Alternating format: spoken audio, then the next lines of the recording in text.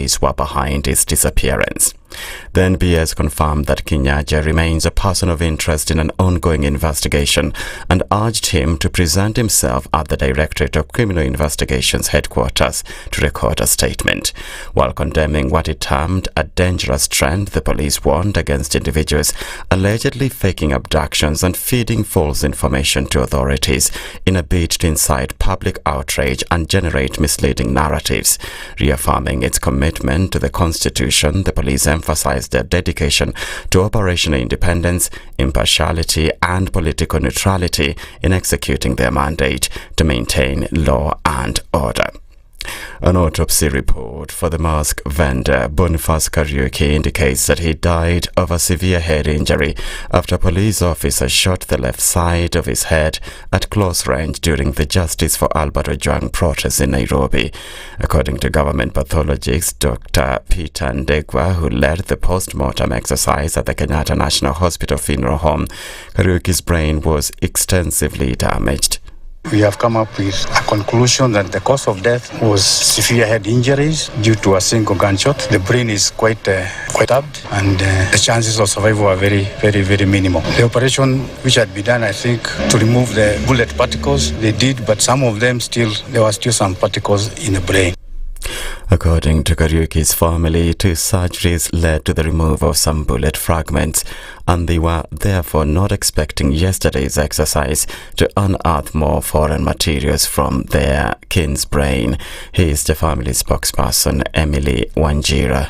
The surgeons had removed 2 that we were shown as a family. We were told that there are some remains bullet still inside Bonnie's brain, but they could have not removed them by that time due to the damage. Meanwhile, 2 police officers who fatally shot Kariuki will remain in police custody pending further investigations.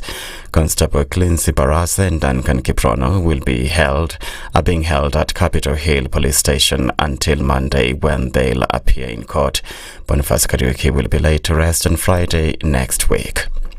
The deputy head of the Russian Navy has been killed near the Ukrainian border, the Russian military has confirmed. Major General Mikhail Gudkov, appointed by President Vladimir Putin to the senior naval post in March, was killed during what Russia's defense ministry described as combat work in the western Kursk region, which borders Ukraine's Sumy region. The ministry gave no further details about the operation. Last summer, Ukraine launched a surprise offensive in Kursk, while its troops have mostly been driven out. In June, Kyiv said it was still holding on to small areas of the region. Gudkov's death is one of the most high-profile losses for Moscow since the start of its full-scale invasion of Ukraine. That's the Newswire. I'm Edwin Lisamira.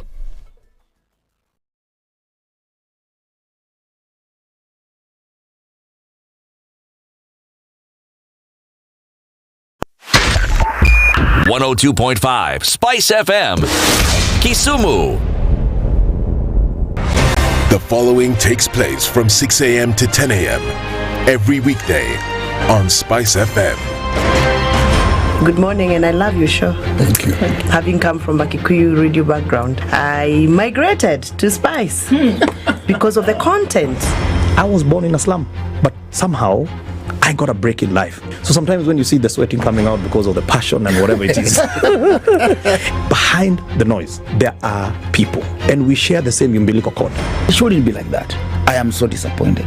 We used to tell Honorable Raila Amolo Odinga that he's doing police of conmanship. And even President Uhuru Kenyatta, serikali hii ndio iko na conmanship ya hali ya juu. You cannot promise people that you reduce tax, then you double. In politics, there is the issue of trust. For you to turn around and then stab the same people who gave you that trust, there is no other level of dishonesty. Imabo, utaona dunia tu. The Situation Room, Kenya's biggest conversation. If we just gloss over issues and hope that time heals, then we might find that in generations to come, we might be back at the same situation. And the whole thing is born of stolen elections. Spice. When it comes to the decisions you make, you must be independent. There's no way you can allow one institution to dictate to you how you're going to conduct your operations, how you're going to decide cases. It's a no. When you weaken the institution to the point where they cannot take action, then you realize that politicians have to come up and now start dealing with the issues. That conversation has to die. Our politicians do not like the hard stuff. We must insist on the path of doing things right, whether popular or unpopular. Money changes hands. That is a fact. If you have political goodwill at the highest top, like in Rwanda, then corruption will be an issue of the past. If you don't have political goodwill at the top, we will pass laws, we will amend laws, we will continue passing laws and re-amending laws, and nothing will happen. This is the Situation Room, the only way to start your day. One of the things that are ailing our country is negative ethnicity. You find you as a state officer, instead of thinking as a Kenyan, you think like a tribal person. Let me tell you something. The biggest problem we have had in this country is a leadership deficit. There is nothing that you are going to do in the process of change if you are not a risk taker. So you really have to pursue your vision to a logical conclusion and even be ready to step on people's toes. When it comes to the economy, you can't run away with it. They say statistics are like bikinis. They reveal a lot, but they conceal the vitals. And so government people would throw statistics at you and tell you they're revealing a lot of information to you, but it's really concealing the real vitals. We need to get out of that, because when we want to grow our democracy, one basic thing that really requires to be understood by the political class, by all of us, is institutions are critical. This is the Situation Room, the only way to start your day. Waliletea fujo Moi mpaka wakapata cooperation. Wakakuja wakasumbua Kibaki mpaka wakachukua nusu mkate. Wamekuja wakazungusha Uhuru hapo mpaka wakaenda na handshake, program yetu ikapotea, BBI ikaendelea, tukazama, tukaingia kwa madeni. Sasa mimi nimewaambia, hii serikali hii, mimi nawaambia hii serikali ni ya mahasla.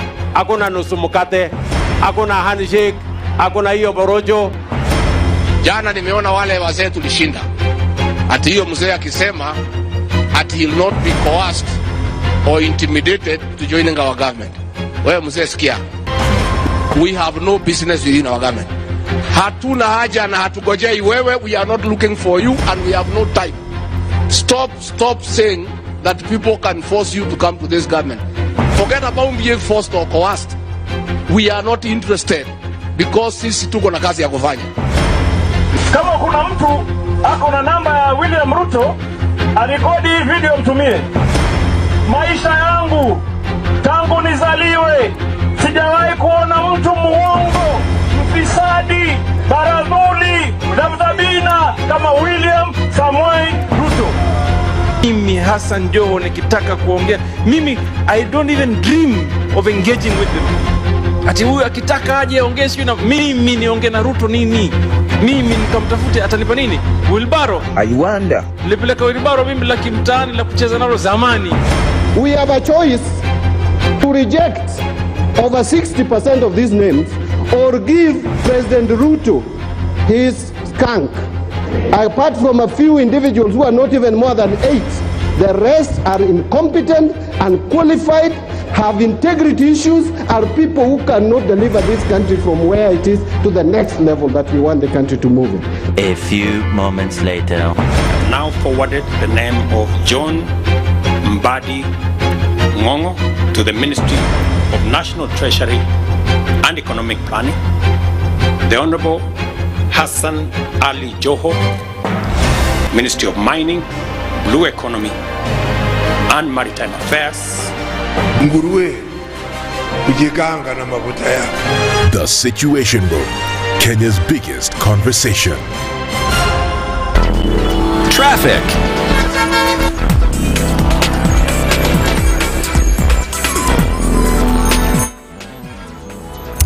Good morning, and a real quick look at what's happening with traffic this morning as we get into Friday. Usually we don't see much in terms of traffic, but let's take a look anyway. Traffic getting into the city this morning, not piling up just yet. The Thika Superhighway will probably be teeming with activity in just a short while, but for now you're looking good all the way through towards the Pangani underpass. Fingers crossed, knock on wood, that it'll stay to just a dull roar this morning. It looks good coming off of Kiambu Road. You'll get through towards Muthaiga Square and then out into the city in no time. Coming off of Limuru Road, also you're due doing good as you then approach Muthaiga. A quick look at Mombasa Road shows that all systems go and it's green, green, green all the way.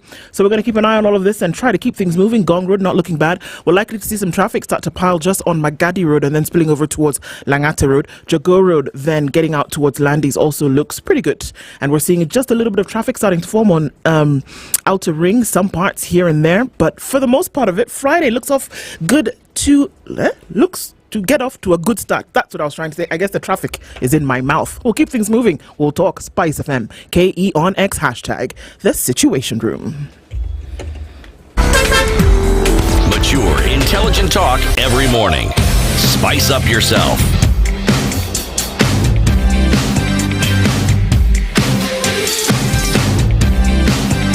Mornings done right. 94.4 Spice FM, Nairobi. To you at 13 minutes after 6 o'clock this Friday, the 4th of July. It is the Americans who are deciding that they're going to celebrate independence. Independence Day, yeah. It's July 4th, so all Americans are doing all sorts of things. Yeah. Eating apple pie and hot dogs and whatever, but remembering where they came from. Mm-hmm. After, they discovered Plymouth Rock. So good for them.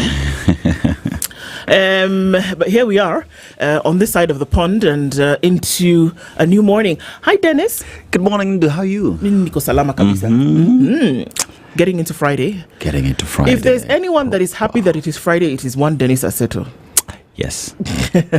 Friday, man. Friday. It's been a long week for some weird reason. I don't know. The week seemed to be going so slow. It's interesting because it actually went pretty fast. It was just chock full with so much. And I think that's why you felt, this happens and before you know it, something else has happened and we're still on Monday. Oh, yeah. So that's what it looked like getting into the week. So it's... And how are you? I'm fine, thank you. Mm-hmm. I am doing all right. Looking forward also to some downtime, but then also very vested in these conversations. True. It's Friday, so we're one Dennis down, as usually it is on Friday, but, still quite a number of conversations that we'll have today. And at 6:15, a very, very, very good morning to everybody. And I know that you're clicking into our live streams on YouTube, Facebook, and on X. Getting into it this morning with our audience on KTN. Everybody's in the room and pushing things ahead this morning. A very, very good morning to you. Raniar is here. Mm-hmm. Waving. Raniar is holding forts. Yep. He pretends to be shy, but I know. Where? He's in my heart of hearts. I was with him in a certain meeting.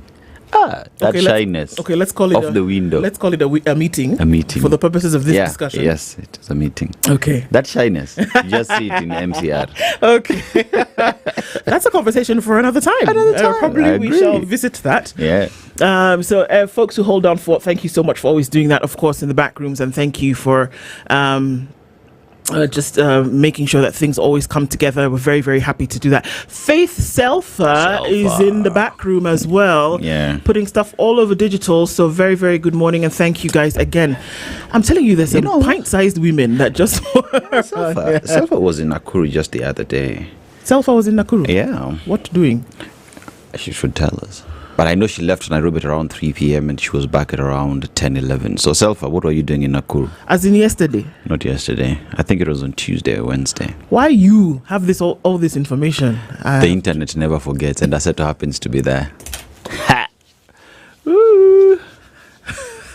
Self is doing things on digital. Let's just leave it at that. Thanks, guys. Always big shout out to you this morning for making things happen and putting it together. We are behind the mic and, of course, behind the camera, but we just don't do it ourselves. Mm-hmm. Everybody just contributes and makes it one big, good conversation. As you do, everybody who's tuned in and tuning in and getting into the room this morning, very, very happy to have you here today as we get into this. We're going to have a number of conversations today, and let me tell you what those will be.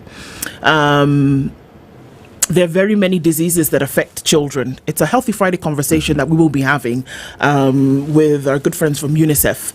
But we'll be looking around a number of diseases and a campaign also that is being set up by government for people to take children or of school-going age to get their vaccinations in. But beyond that, we're going to be looking at three of them: typhoid, measles, and rubella. Rubella, otherwise known as chickenpox. Yeah. Measles one is a very serious one. Eradicated in many parts, but still a threat here. And typhoid, which affects people. So there's vaccinations for them. Dr. Supatunje is the president of the Kenya Pediatric Association. She's a pediatrician and neurologist in Machakos County. But she joins us this morning. We'll have that Healthy Friday conversation at 7, and we'll be looking at some of these vaccines. Absolutely important. This is one of those Healthy Fridays where we're talking about the necessity for vaccination as a preventative measure against some of the diseases. We'll look into those diseases and we'll look into how they affect people and what we can do to actually keep them at bay. Sawa. Right. Then at 8 o'clock, it's been a long week, as Dennis Aseto has attested to. So many things have happened. We're going to take the week in review, and we're going to be trying to look at the unanswered questions. Yesterday, out of the courts, it was a very interesting one. It's one of the headlines that we're going to look at yesterday. So many questions that we have and so much confusion in terms of what's really going on. And the fact that we have to question the status tells a lot about the status quo. Josephat Kamanya is a political analyst. He'll be joined by Javas Bigambo, who is a lawyer and governance expert. We've had him here on the show before, but we'll be looking at the week and answering and trying, well, maybe not even answering, but having a conversation around the unanswered questions. So we'll do that at 8. Then at 9 o'clock, a sensitive issue that we'll talk about. But the number of people who are alcohol dependent or drug dependent today amongst young people, that takes our youth perspective conversation today, is alarming. Some reports where we are, seeing that to get through the day, you have to have one drug or another. It's a reality. And it's a dangerous one. And it's one that if we don't discuss and if we don't continue to shine the spotlight on, we might be headed into more than emergency situation. True. Wisdom is an artist and he's a recovering addict. He'll join us together with Nkatha Mwenda, who is a recovery coach and founder of Sober Living Youth Summit. We'll talk with them at 9. So that's what we'll do this morning. Healthy Friday, and then we'll look at the weekend review. Then we'll talk about one of the social issues that we need to pay attention to. That's what the Situation Room has in store for you today at 19 minutes after 6 o'clock. And getting into it this morning, let's look at today's proverb, shall we? Today's proverb comes from Burundi, a landlocked country that is also known as the Heart of Africa due to its hills and mountains. And now the main ethnic groups are Hutu, Tutsi, and a small Twa or Pygmy minority. And our proverb today, coming from this country, is haste brings waste. Haste brings waste. Okay. Small. In other words, do it small so that you don't waste. Yeah. Okay, that's true. If you're in a hurry, really, that you don't take a lot of things into consideration, or that if you don't take a step back and say, okay, maybe which is the best resource to apply here or there, then the likelihood of it going to, of those resources maybe being wasted in one way or another is high. Yeah. But if you look at it, like if you, I just remember, if you rush into something, you might not make the most of what you have. Exactly. Okay. Acting too quickly leaves room for a lot of mistakes, where if you just went step by step, making sure that you handle everything in the back end, the final result would be proper. So it's all about planning and having a vision on what you want to achieve and work towards that. That's it. Would say a lot about our situation in the country. Talk about education funding model, talk about SHA, yeah. We could go on and on and on. All right. So it'd be good to see what people have to say about that today as we get into it. So let's say a very, very good morning to everybody who is tuned in. Our folks on Facebook, Karibu Sana, good morning to you. We can see that as we get into these conversations today, that you're also clicking into the room today. So Karibu Sana and a very, very good morning to you. Our live streams are also up. We're streaming on X. So welcome here as well. Tuned in from Nyachichi Secondary School in Nyamira County is Jared. Good morning to you, Matureti. John Kiriani is also in this morning, and Patrick Mwangi says, Ndani, watching live, Nikiwa Nanyuki is Patrick Mwangi. And also getting in this morning, Don Sabo says, well, in Mawego, the police post is gone. The police station was approached in mass. Don Sabo is asking Okari, who remember is not here today, what was the order all about? Was there order really? Robert Tobago is tuning from Mombasa. R says, happy 4th. I imagine that you're somewhere in the continental USA. So yeah, the 4th of July is a big deal for many people in the US, of course, this morning. Kimathi Nkrumah McConnell says, Bantu Biko, the most potent weapon in the hands of the oppressor is the mind of the oppressed. I'm telling you, my people, don't let the system into our head. Down with imperialism. Ubuntu na umoja. Okay, there we go. Washira Kaboi says, good morning. Ann Gore is tuned in. Greetings, my beautiful people from the city of Nairobi. Happy Friday, Spices, says Monica Oile. Good morning to you. Leo, good morning, he says. Princess Ndu and Aseto and Dennis, good morning. I cry for the motherland, for its sons and daughters are very gullible in feeble beings. Hisa Daniel says, good morning, Spice. Aseto, what happened to Mawego police station? He'll tell us in just a minute. Tibbs Muga says, good morning, SpiceFM. Rules for thee, not I, is in full swing. I tell you, do as I say, not as I do. Michael Olande says, greetings from 1,000 Hills. We're celebrating the Liberation Day here. Kenya needs to be liberated. Oh, okay. It's interesting because Rwanda celebrates that day on kind of the same day the US does. All right. Linus Gitonga says, happy Friday. Good morning, big team. I salute you for all the good work. Thank you so much, Linus, for tuning in every morning. Bwangi Juma says, good morning, Spice FM. At Mawego Punda Amechoka. The crowds yesterday that welcomed Albert Ojwang to his resting place was unbelievable. It was unbelievable. And they said, we want to be part of this process. They had a negotiation with the house that was carrying the body for 3 hours before they were finally allowed to just take the body and march. And the first place they wanted to go was where? The police station where they took he was booked in first. Yeah. Well, we'll talk about that in a little bit. Eric Kalindi says, good morning, ladies and gentlemen. Nikondani Kabisa listening in from Mombasa. Sunflower, one of my favorite flowers, says, good morning, dear Spice crew. Love you too. Desmond Oti says, it's not political, but it's true. The anger still lies within the people of Kenya. It's true. Yeah. I mean, Desmond, spot on. Absolutely. If anything that you can see through this, that people are angry. Yeah. Silence does not mean peace. No. People are angry. And if yesterday was anything to go by, to then apply some kind of logic or common sense or some right thinking and or doing, then take it. Yeah. Because, my goodness. You remember our proverb the other day? Drums are speaking. Absolutely. If you don't dance to the beat of the drum. Yeah. Margaret Wanjohi says, good morning, Spice, at the Situation Room. We are tuning from Houston, Texas. Let's continue the great conversation. Asante Sana. Eric War says, good morning, guys. Alex Gatoto, happy Friday. Wishing you all a lovely day. To you too, Alex. Good morning, guys. Abere Bethwell is tuned in from Kilifi County, the land of the Mijikenda.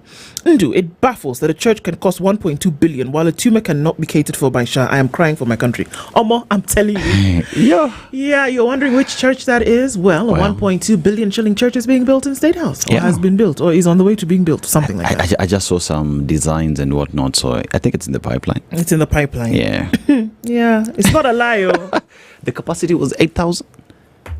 It's okay. Wait now. It's okay. We'll read it just now. Why are you in a hurry to waste resources? Hey. Tuned in from Tamu, says Rose Grace, listening in. Good morning, Spice team. Onganyi Malala says good morning to everybody. Tuned in religiously. Asante Sana, Onganyi Malala, for real. Kenya is not short of laws. We just need leaders who will do the right thing. This is true. Good morning, Spice, says Man P. Tuned in from Orange, Austin, Texas. Agola is dancing and says it's Friday. Good morning to you. The realist of By Mesh says good morning. Did y'all see the new AG kneeling while approaching Mutukufu? Honestly, I did, and I'm not sure what's happening in my culture. In my culture, especially amongst the Yoruba and the Hausa. The Yoruba and the Igbo. When you kneel, it's a deep show of respect. You kneel before your elders, things like your that. Parents, because I've seen whenever summer bunnies go back home and the motherland and see their parents, they kneel down as a sign of respect. Or even people fully prostrate but it's a sign of respect to somebody. Even like in the Yoruba culture, men who are bringing dowry, they prostrate before the parents of the bride, the family of the bride. But I never see this one. But anyway, maybe she respects him. They'll just take it like that. Abi? Jared Umeona, good morning to you. Good morning from Narok. The sun needs a handshake with this cold indeed. Jakatambo, we see you. Good morning. Robinson Kisero is tuned in and says, from Hong Kong, we can now see the fruits of UDA officials' visit to NRM. Total authoritarian, police weaponization, and chest thumping regime. What? Okay. Gladys Angaya says, good morning. Nguruwe hujikanga na mafuta yake kabisa. And this morning we are mourning Ojwang. Gilbert Kimunge says, good morning, dude. And this is D1 today. Seated in my office waiting for your content. Tampere in Finland. What time is it? You guys, so you're already up, eh? You're 2 hours behind Nairobi, isn't it? Yeah. Okay. Good morning, my peeps. Glad to see you healthy and fresh as we're seeing the emergence of new Haiti in East Africa. Good Lord. That's good morning, John Otieno. James Kamau is tuned in from Forney, Texas, and says it's Independence Day here. Yes, it is. We thank God Djangui is alive. Yes, we do.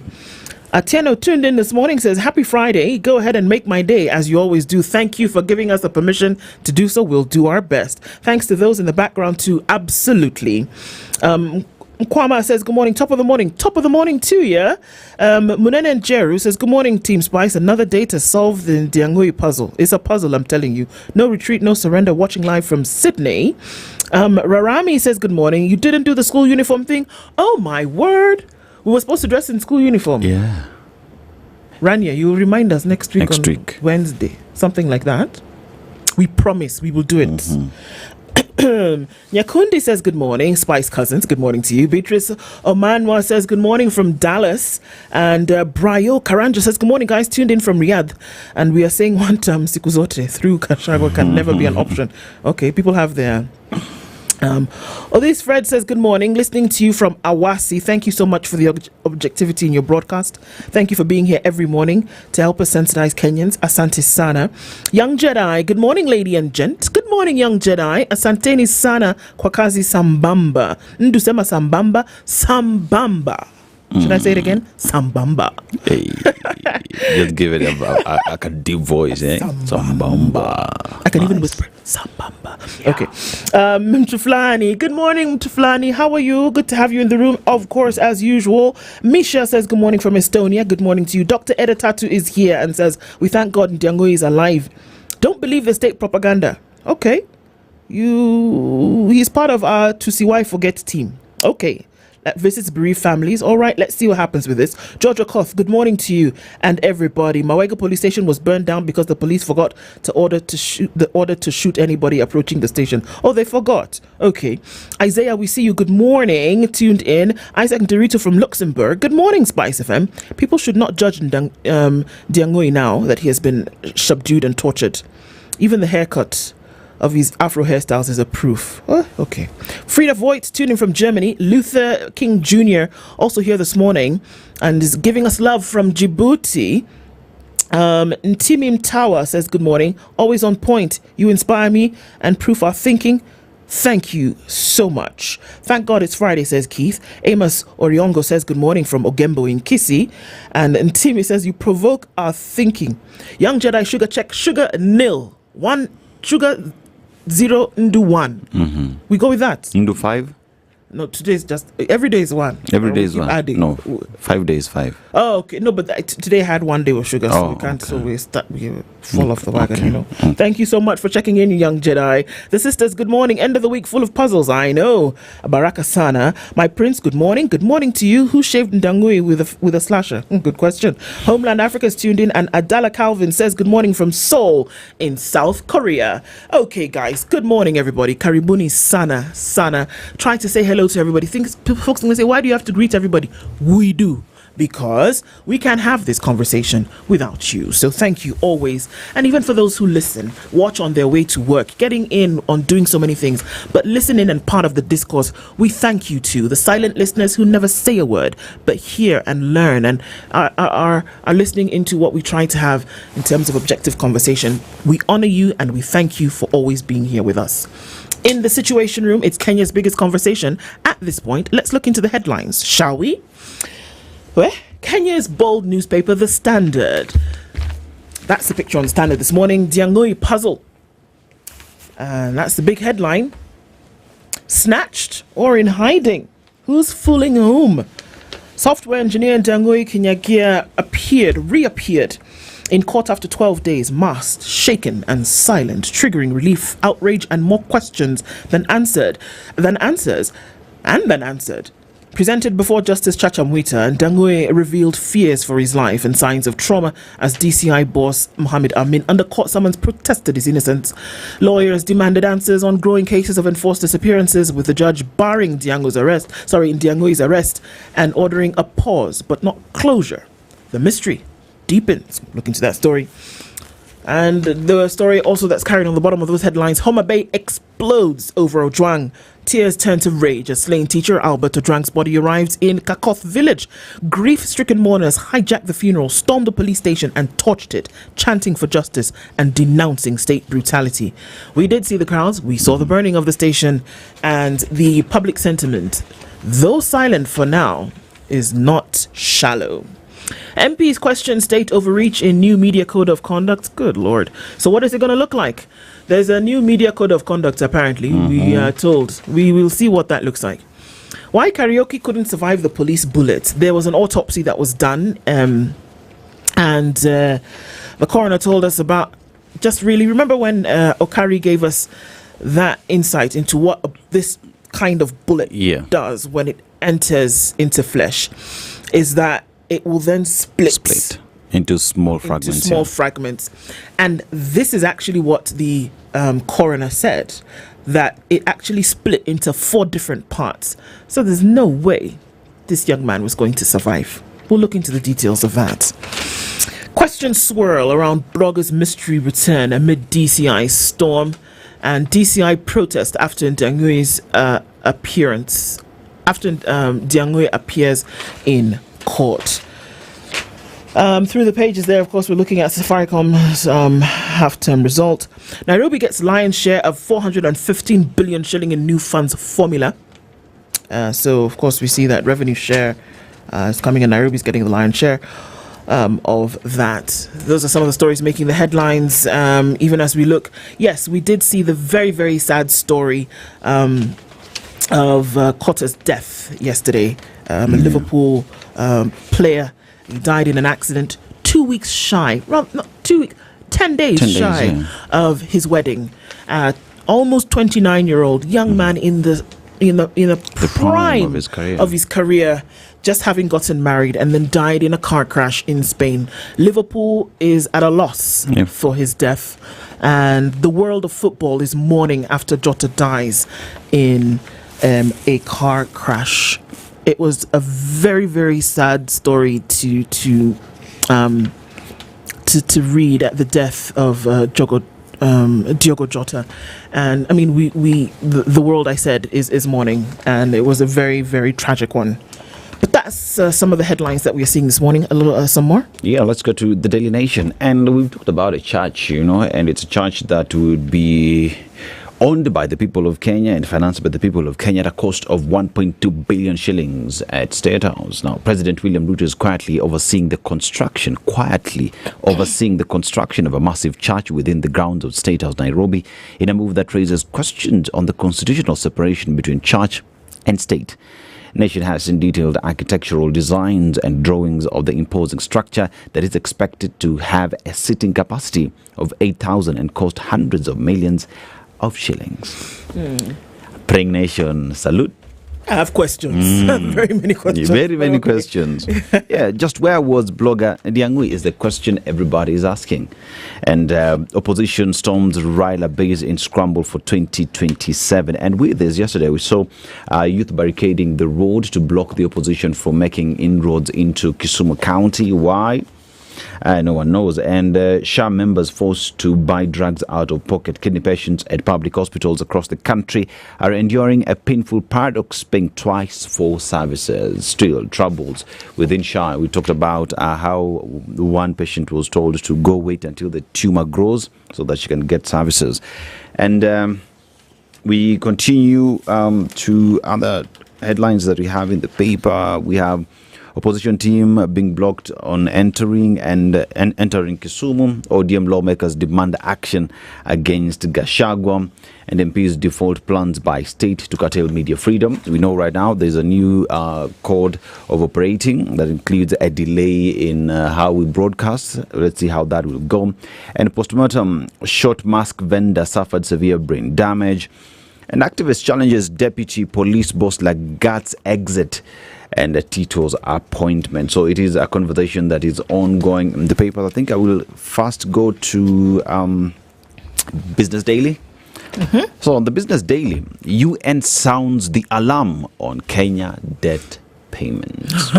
A conversation that continues to hit the headlines and even conversations in the political circle. But the United Nations agency has flagged Kenya's elevated expenditure on debt interest payments, which it said is constraining the country's ability to fund critical services such as education and healthcare. Yet we continue to borrow some more. Big investors hit by caps on tax loss carryovers. Now investors in capital-intensive sectors such as energy, infrastructure and manufacturing face intense financial pressure after the Finance Act of 2025 capped the period of carrying over tax losses at 5 years. And packaging firm Skoll set to break NSE listing drought, and offshore investors turn net buyers at Bose. Yeah, that's what we have on the Business Daily. All right, let's look into the Star quickly, shall we? On the front page of the Star, bang in the middle of the paper, major trouble for Kenyan cops. Gangs surround Haiti city. This is what we are looking at. Officers trapped in a nightmare mission as the mission turns into a fight for survival. It's a big deal. The gangs of Haiti, the gangs around Port-au-Prince, they don't play. This is not, it's not your run-of-the-mill area boys, as we would say. This is big. This is serious stuff. It'll be interesting to see what happens out of this. Also, on this page is... You were conned, Gachagua Kalonzo team tells Western residents in Raleigh. Okay, Zawa. A Kissy man was lynched after killing his wife and feasting on her flesh and children. This is that story that we started looking into yesterday, but the crowd said, what? Never. We're not even going to wait for this to get to the police. Yeah. You come and meet your maker the way you put these people through this thing. Siasa time bomb of restless youth amid state slow response system. And of course, the story of Djangui resurfaces after he resurfaced. Court blocks his arrest, so don't even think about arresting him, because for what? Let's find out what has happened to him first. And of course, questions arise in terms of, all right, so if he was okay and he was keeping himself away from people, why would he need a medical exam? But, you know, it's all to be taken in with truckloads of salt. Yes. All right. So Gachagua Kalonzo tells the team in Western, you guys, President Ruto cheated you. You guys were thinking it was one way. I'm telling you it's not. Queries as Sakaja's 44 billion shilling budget shuns waste management. See, let's look into the details of these stories, shall we? The big one, which we'll probably look into some questions later, is what exactly happened with Djangui. So according to what we looked, this is the headline, but it was, took a lot of it's taking a lot of the column inches, but as well, it was rapt attention yesterday. We were all waiting at 11 o'clock, but guess what? The first summons for the DCI to come to court was ignored. Legal representation was sent to court before Judge Justice Chacha Mwita. DCI boss Mohammed Amin did not show up. That Tuesday, Justice Chacha Mwita said, this Kenyan disappeared it is your responsibility to show us, to tell us where he is, because the last seen was with you and you were in his house. You have an inventory of his possessions. So bring this Kenyan to us, dead or alive, on Thursday. So what are the odds then that on Thursday, after ignoring the first summons, you then appear, and the night before, Djangui has apparently spoken to his cousin and also legal person that in fact he has been hiding because he was afraid that he had the DCI after him based on what he had heard. So he disappeared but he's okay, and he will be appearing in court tomorrow. What are the odds that all of these things then suddenly happened at the same time? Willis Ochena was in fine form yesterday, and he said, you know what, the DCI now is here, we have questions. Can we not ask them? You have an opportunity to find out exactly what has been going on. We have questions we would like to ask. Chacha Mwita then, of course, said, you know what, we can see what's happening. He called Djangui to the front. He looked at him and he asked him if he was okay. And I said something yesterday in my head. I said, you know what? Chacha Mwita's demand saved Djangui's life. True. That's all I'm going to say. Chacha Mwita insisting that he comes. However you want to bring him, whatever you want to say. Just bring him. Just bring whatever story you want to give. Just bring him to court. Bring him. He saved his life. And he's not a silly man. He's quite intelligent. Doesn't say much, but he saved this boy's life. True. He did. And you can take that however you want to take it, and you can now try to decipher what it is that I'm trying to say. You see, Djangui's appearance in court yesterday, I was looking at the council. I was looking at those who were attending court at the time, and you would see the shock when he was walking in. But that aside, you look at Djangui's composure and his body language, and he's someone who's shaken, someone who's not in his correct place. It would be interesting to, though I know we could not get that information, to hear what doctors would say with regard to his mental state and what he shares. Absolutely. If he ever opens up. Yeah, well, Homethoku said, which is a legal representative, said, you know what? Let us have an opportunity to talk to him. And also, he was very clear and very categorical that the questions that you have, everybody has those questions. But we are going to have a conversation with him, and we're going to find out exactly what happened. Because just because somebody swore an affidavit, just because he has presented himself here in court, the world castigated him without even hearing or imagining that something could have happened. And I say, give it a few days. Give it the benefit of the doubt. Because usually, a lie will make it halfway around the world before the truth has a chance to put its shoes on. True. Or to even tie its laces. So, just wait. It will come out. Everything that you're seeing, whether it's conjecture, whether it's perception, whether the optics are playing out, if he looks traumatized, if he looks like he's been through it, time will tell. The confusion that everybody is facing right now is not for nothing. Something is already poking through the cracks, and it will come out. I don't think that the world should have rushed to castigate him. I don't think everybody should have said, how dare he say that, and we've been looking for him. Do you know what really happened? We don't know. No one knows. He has not said a word. And you just look at how he embraced the mother, and the tears from the mother's eyes and the relatives there goes to show you where the place where the family was, and the relief they had once they saw their son. Because then again, we live in a country where you disappear, you turn up dead, or you turn up injured. But he was in good form. But how of a good form is he in? We don't know. So let's wait and see. We don't. Let's wait and see. We've rushed to say very, very many things. But there's something that is lurking beneath the surface that doesn't sit right. And that is what is making people ask all these questions. It will come out. It will come out. Whatever the case may be, it will come out. Yeah. And like I said, Chacha Mwita, and that is why he could have shut everything down yesterday and said, you know what? Oh, he's been found. You want to ask him questions? You want to arrest him? You want to do then do that now. But there's a reason why he said, come back on the 18th. Yeah. There's a reason why he told Willis Ochena, you have questions, you will ask them when you come back on the 18th.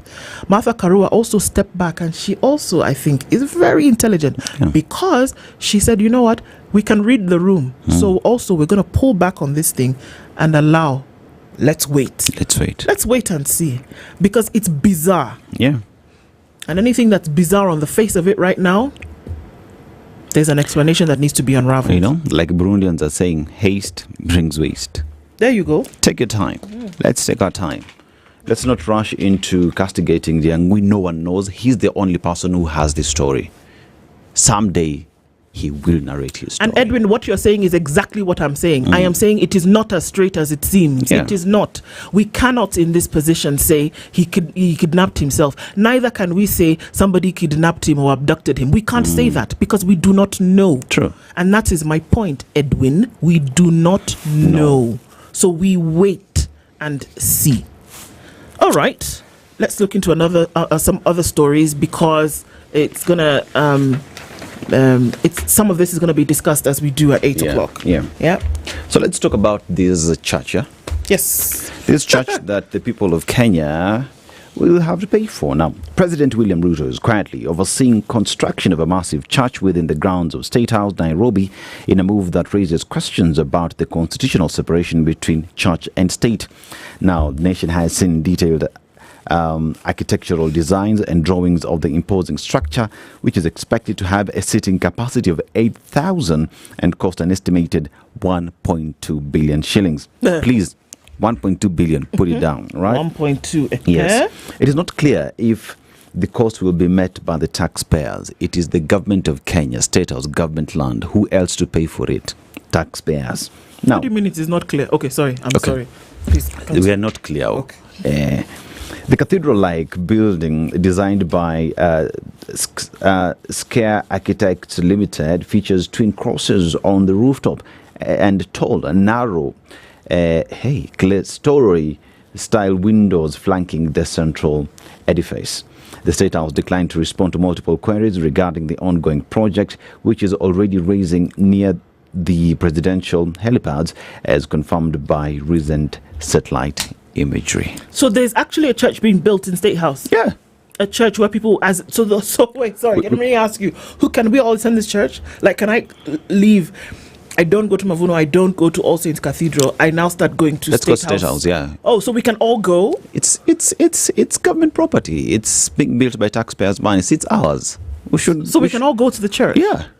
8,000 capacity. That's a crowd. That's a mega church. But you see, another question that one would ask, with State House in Nairobi, then how many counties do we have? 47. How many state lodges do we have? Maybe we should devolve it even further, because everyone has right of worship. So then will State House also have a mosque? Will State House then have a temple? Because I'm thinking he should have a mosque a temple, in Northeastern. A synagogue? Will all of those then come? Yeah. It's just a question. It's just a question. I'm just asking. You know, there are those who as well pray facing the mountain. Maybe we should have a mountain at State House, or a mugumo tree and pray underneath. Yes, or a shrine. Yeah.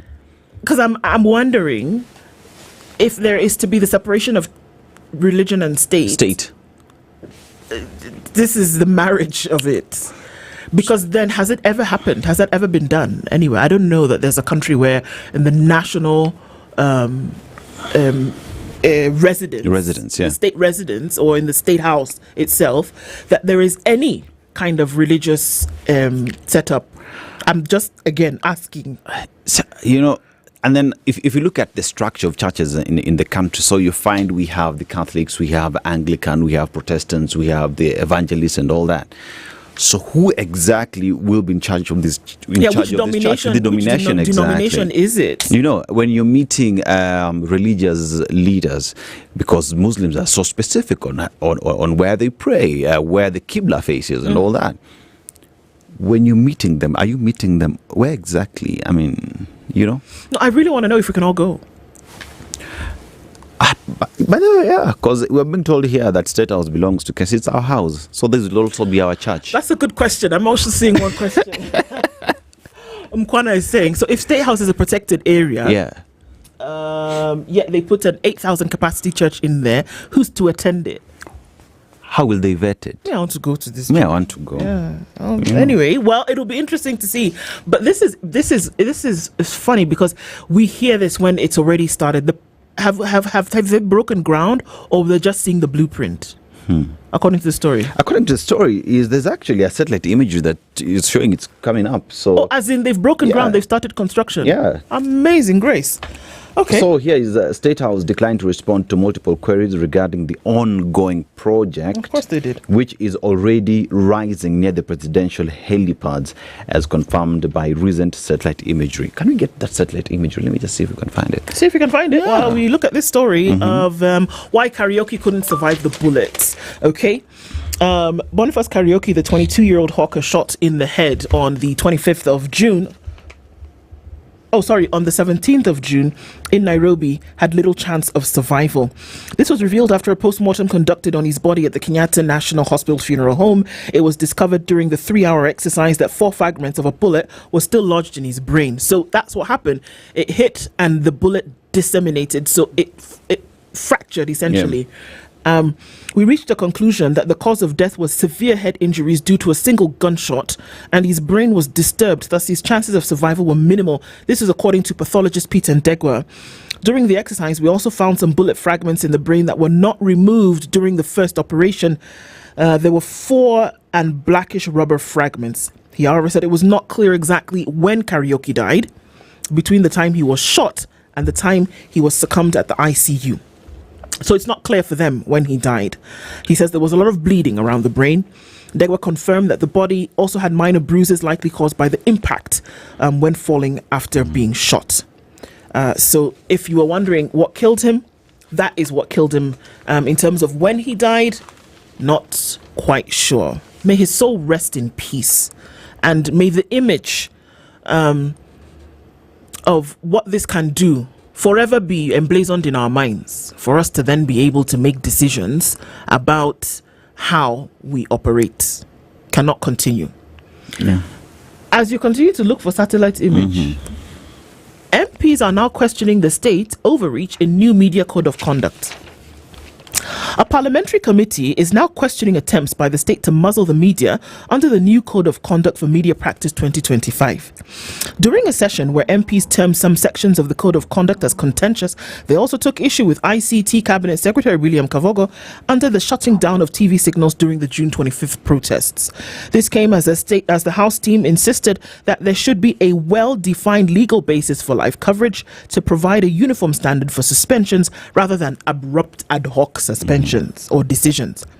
Kabogo, who appeared before the National Assembly Committee on Delegated Legislation yesterday, said live coverage was banned on June 25th following violent content aired during the watershed period when children were watching. Okay, children were in school. Yeah. But okay.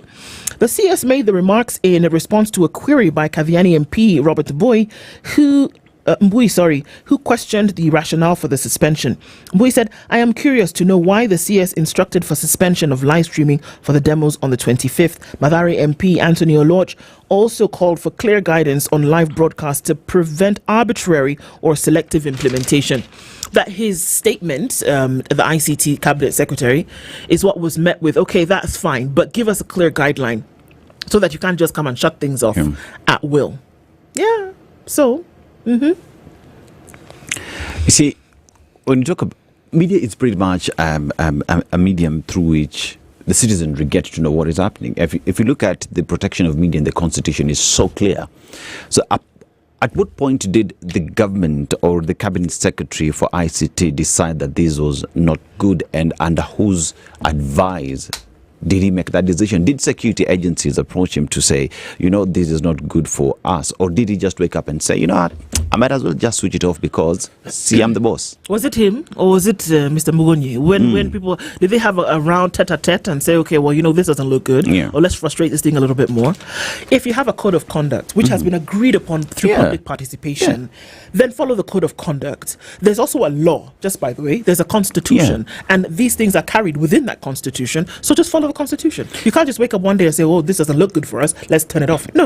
Yeah. There are, involved parties in this thing. You don't just wake up and do whatever you want to do. There is a code of conduct, and there's equally a way upon which anyone can complain about content being aired. Did the government follow through all those processes and arrive at that decision? No.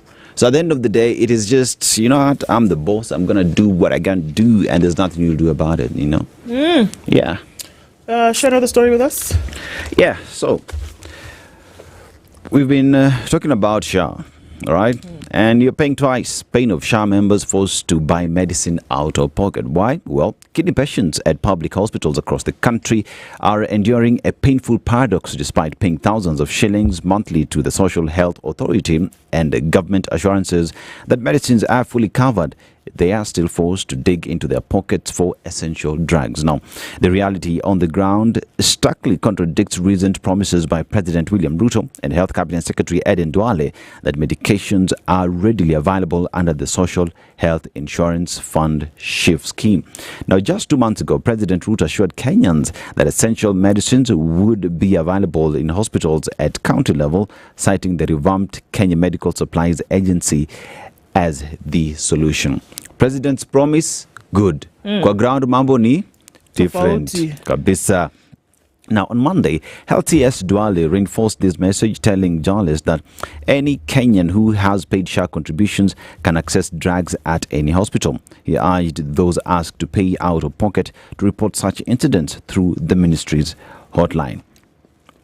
However, for families like that of Sarah Kimani, whose father suffers from chronic kidney disease, these assurances ring hollow. Despite being fully paid up and assured, the family continues to purchase medications out of pocket every month. The status of healthcare in the country, right there. Crazy. Say one thing, ground implementation is different, and seems like no one is following up to just know if these pronouncements, these promises are actually being implemented. If they actually are. Yeah. Okay, let's take a look at Haiti for a minute, where Kenyan police in trouble as gangs surround Haiti. They left Nairobi with pride in their uniforms and hope in their hearts, answering a call to serve in a mission as historic, an African-led intervention in a nation desperate for peace. Now, nearly 800 Kenyan police officers find themselves stationed in Haiti, caught in a spiraling humanitarian and security crisis that threatens to consume the very country they are deployed to stabilize. The situation in Port-au-Prince, Haiti's capital, has deteriorated to terrifying levels. The UN says nearly 90% of the city is now under the control of heavily armed gangs. These groups operate with the firepower, coordination and impunity of militias, filling the void left by a near total collapse of the Haitian state. For the Kenyan officers who began as what began as a peacekeeping mission has turned into a daily fight for survival. 2 officers have already paid the ultimate price. The first, Samuel Kautwai, was fatally shot in western Haiti on the 23rd of February. His death was widely mourned, but it did little to show the pace of deployments. The second officer, who was killed in a separate attack, tragically, gangsters seized his body and it has never been recovered. These losses have rattled the force and families back home, where growing concerns is met with an eerie official silence. When asked what about contingency plans to protect or recall the deployed officers, Inspector General of Police Douglas Kanja said the issue is not on the table right now. So I guess the question is, when will the issue be on the table? Because 90% surrounded by militia gangs? Yeah. Not a joke. I think we also need to be given the status with regard to the funding of the contingent in Haiti, because remember, the United States was the biggest funder of the same. Yep. What's the status of the same? Because we were told that the Kenyan government spends, then it is reimbursed. Has the United States reimbursed, or have they stopped? Because then again, a new administration, new rules, new gameplay. Where are we with the funding of this? These are all good questions which must be asked. We'll continue with this conversation. For now, good morning at 7 a.m.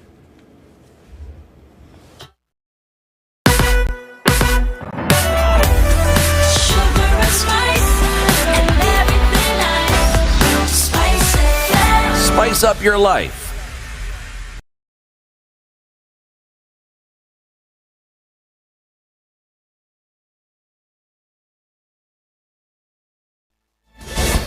Good morning, this is the Newswire. I'm Edwin Lisamira. Deputy President Kithure Kindiki will today take his fundraising campaign for the government's economic empowerment program to Kilifi County. Kindiki, who held similar events in Taita Taveta County on Thursday, will take his campaign to Malindi. Yesterday, he was joined by several Kenya Kwanza leaders, including National Assembly Speaker Moses Wetangula, Mining CS Hassan Joho, his Youth Affairs counterpart Salim Mvurya, President Ruto's personal assistant Farouk Kibet, and Likoni MP Mishi Mboko. They dismissed the opposition's one-term rallying cry and accused them of promoting tribalism. Wao kiwauliza mnataka nini, sera yenu Kasongo. Kiuliza sera yenu one term. Sera yenu Ruto must go. Hiyo ni sera. Hiyo ni lugha chafu ambayo haina maana kwa siasa yetu. Ajenda yao kubwa ni tamu. Sijui tamu huyu ngapi, tamu huyu ngapi. Simewasikia. Na tena wanaendelea wakisema wao wako milioni 8. Sasa wao wamejipanga ndio wataamua nani ataongoza nchi, na wakatukosea heshima wakasema ati sisi ndio wachache.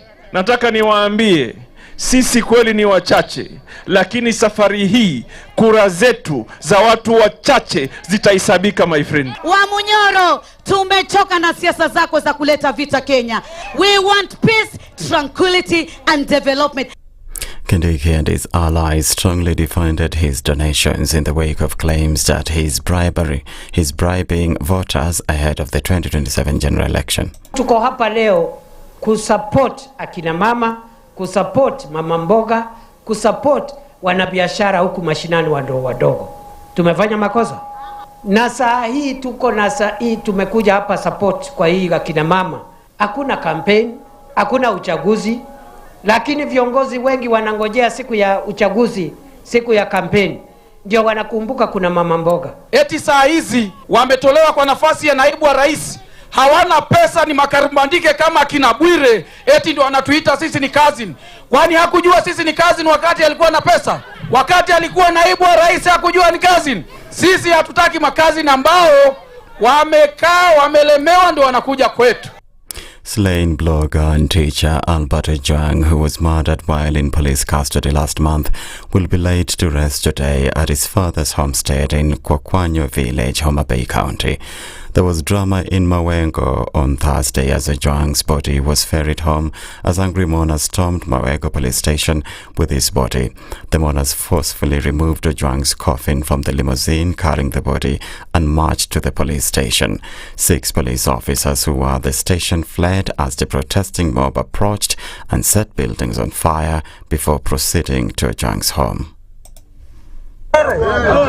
Mimi ni mwanafunzi katika chuo cha Mawengo National Polytechnic. Kama hivyo, Ojwang pia alikuwa jenzi kama sisi. Kwa hiyo nyumbani walimchukua saa 7 ya mchana wakati kama huu. Basi wakamrudisha nyumbani saa 7 mchana wakati kama huu. Sisi tunasema hivi, Ojwang lazima bitishwe police station. Ojwang alichukuliwa saa 7, tunamrudisha police station, aende huko police station, wamchukue tena. Tunataka justice kama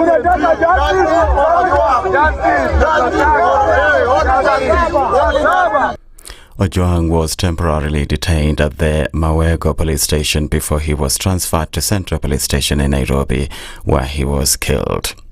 The High Court on Thursday issued an order stopping DCI officers from arresting blogger Njambi Kinyagia following his appearance before the court after missing for 12 days. Justice Chacha Mwita granted the family's request to have private audience with Njambi ahead of his next court appearance scheduled for the 18th of July. Njambi is also expected to get medical attention after showing signs of trauma.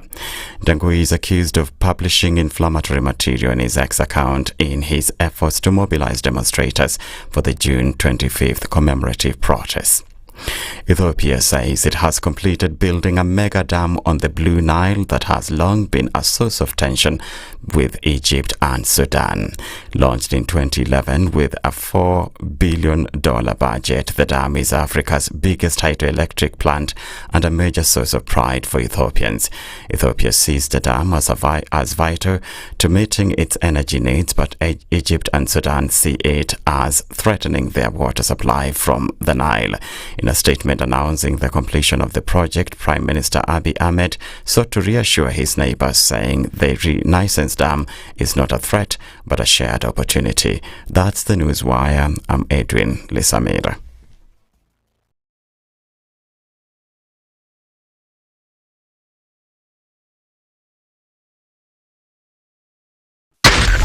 SpiceFM, Nakuru. One of the things that are ailing our country is negative ethnicity. You find you as a state of, instead of thinking as a Kenyan, you think like a tribal person. Let me tell you something.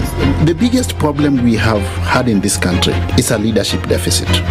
There is nothing that you are going to do in the process of change if you are not a risk taker. So you really have to pursue your vision to a logical conclusion and even be ready to step on people's toes. When it comes to the economy, you can run away with it. They say statistics are like bikinis. They reveal a lot, but they conceal the vitals. And so government people would throw statistics at you and tell you they're revealing a lot of information to you, but it's really concealing the real vitals.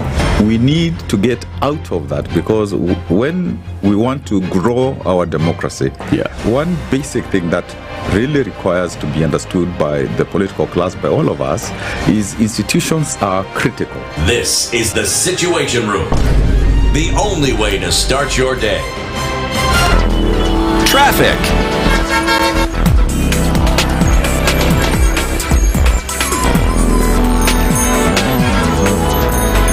Taking a look at what's happening with traffic this morning, this Friday. I know that it's a bit cloudy out there, but it also means that very little traffic that we'll see just because we're getting into the weekend. I don't know what happens on Friday, but hey, let's take a look at this anyway. Coming off of the Thika Superhighway, just a little bit of that making its way, forming into the city. Very heavy as you come in from Garden City and then through towards Kasarani, in from Kasarani through towards Garden City and then on towards Survey. We'll have some traffic right around the Pangani underpass.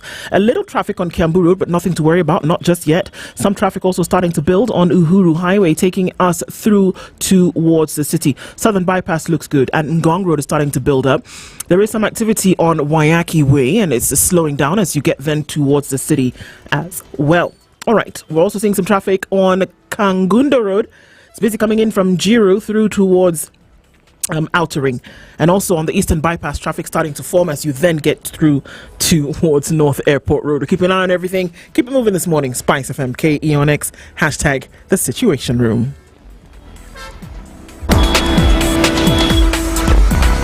Mature, intelligent talk every morning. Spice up yourself.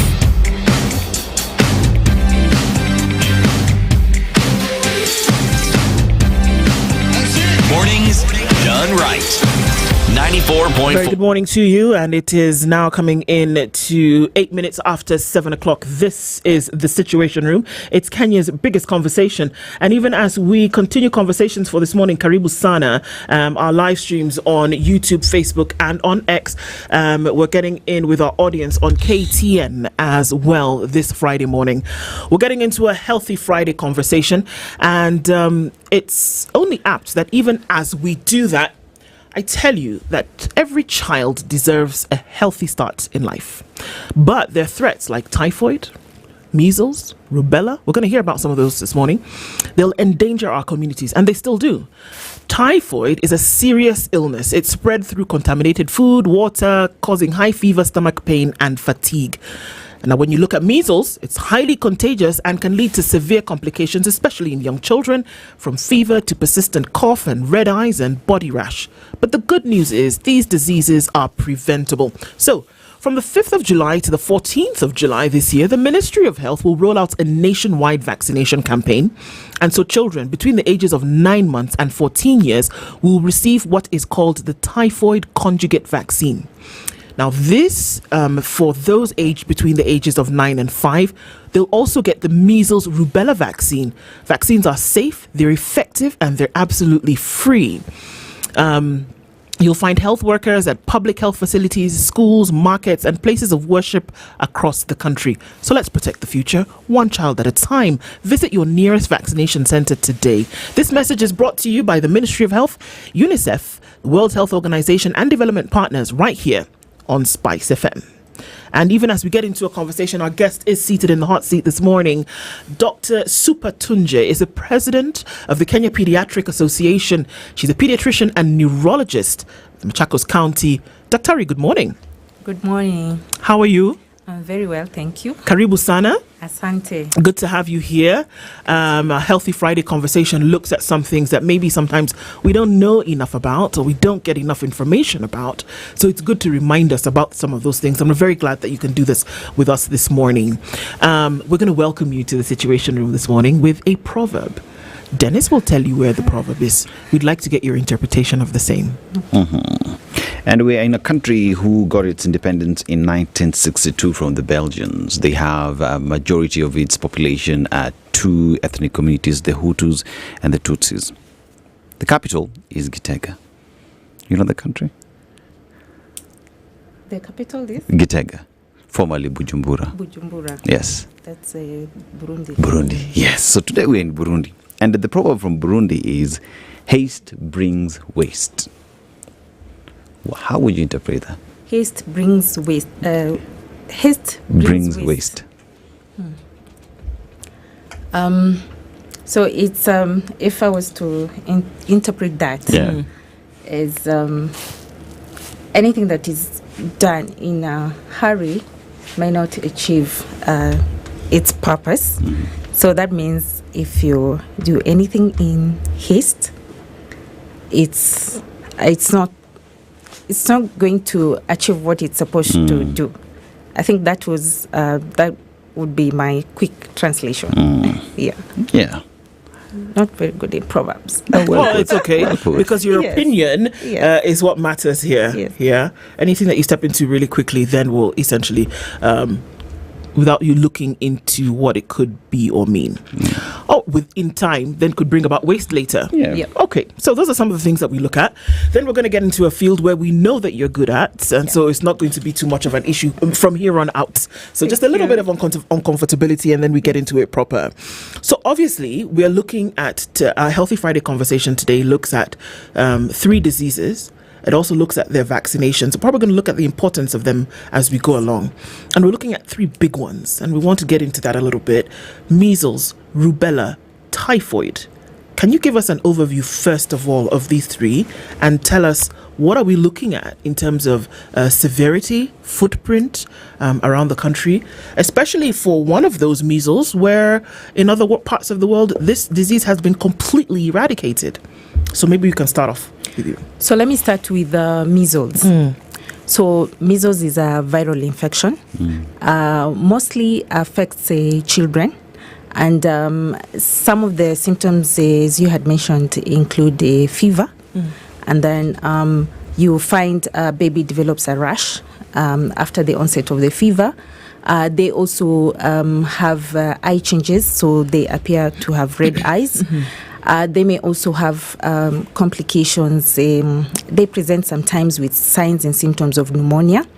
But when it is complicated and advanced, they may have some symptoms involving the brain, and that includes, we call it encephalitis. So they may present with symptoms, confusion, sometimes convulsions, and it's a viral infection that can affect a child from any age.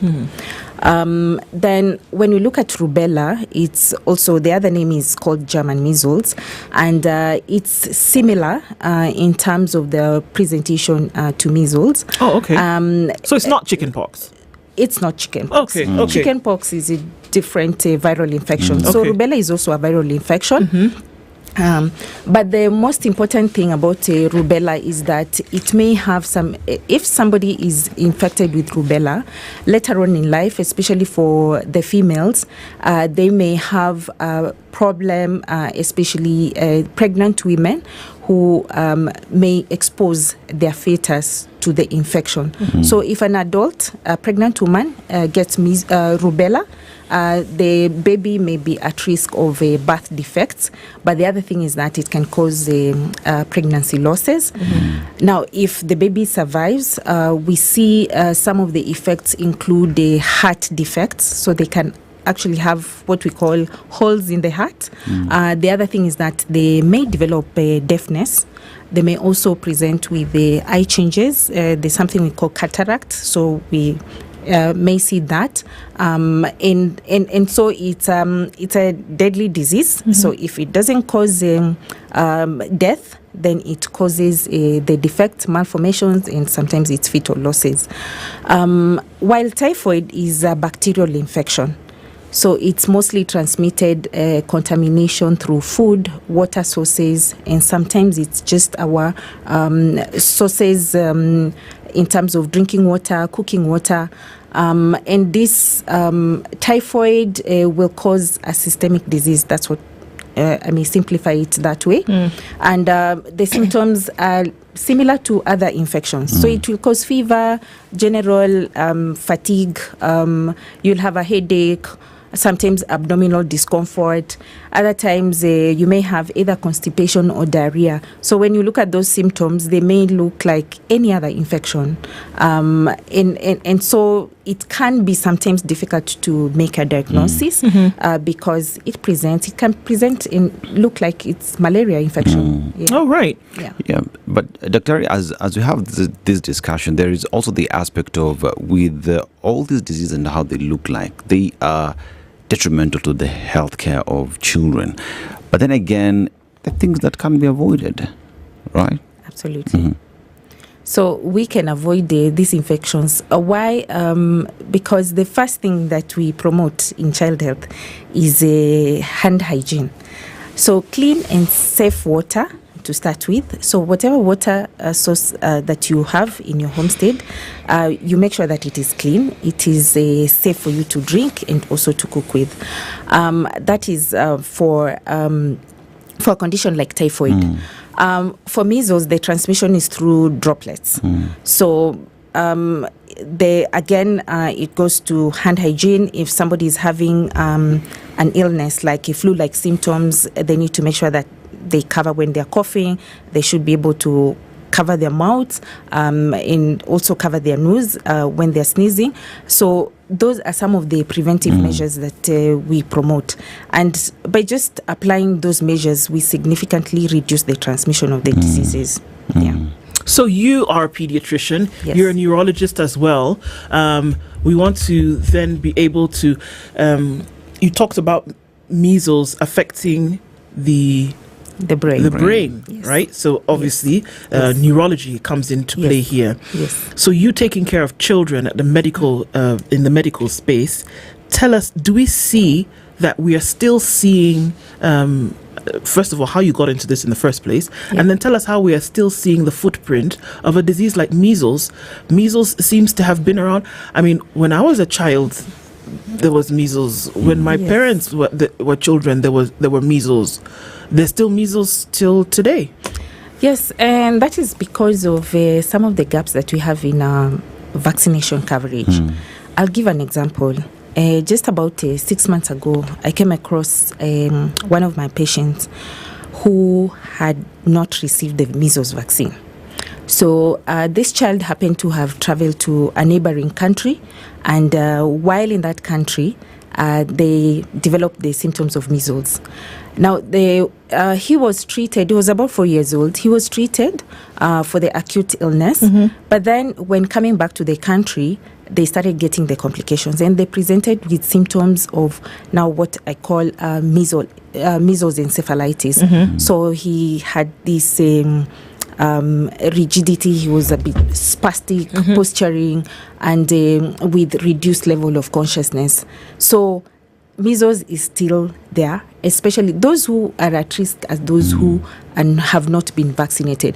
But even when we look at our vaccination coverage, we also have a few who may not develop like adequate levels of antibodies in the body when they have been given this vaccine. So there's a small percentage that may not develop the full immunity after vaccination. And so it is very important for us to make sure that all children are actually vaccinated for you to eliminate the disease. So, there is a case, obviously, for vaccination. Yeah. Is it possible to get any of these diseases even after having been vaccinated? So the risk of infection reduces significantly following vaccination. But we also say that after vaccination, we still apply the other measures. So it doesn't mean that when you have received typhoid vaccine, so you can drink any kind of water. So we say that you need to also just apply other preventive measures. However, vaccination gives up to 90% protection to the child. Once you develop the antibodies, it should protect the child against the disease. And this protection, at least for typhoid, for example, it's up to 5 years. It will provide protection against the disease.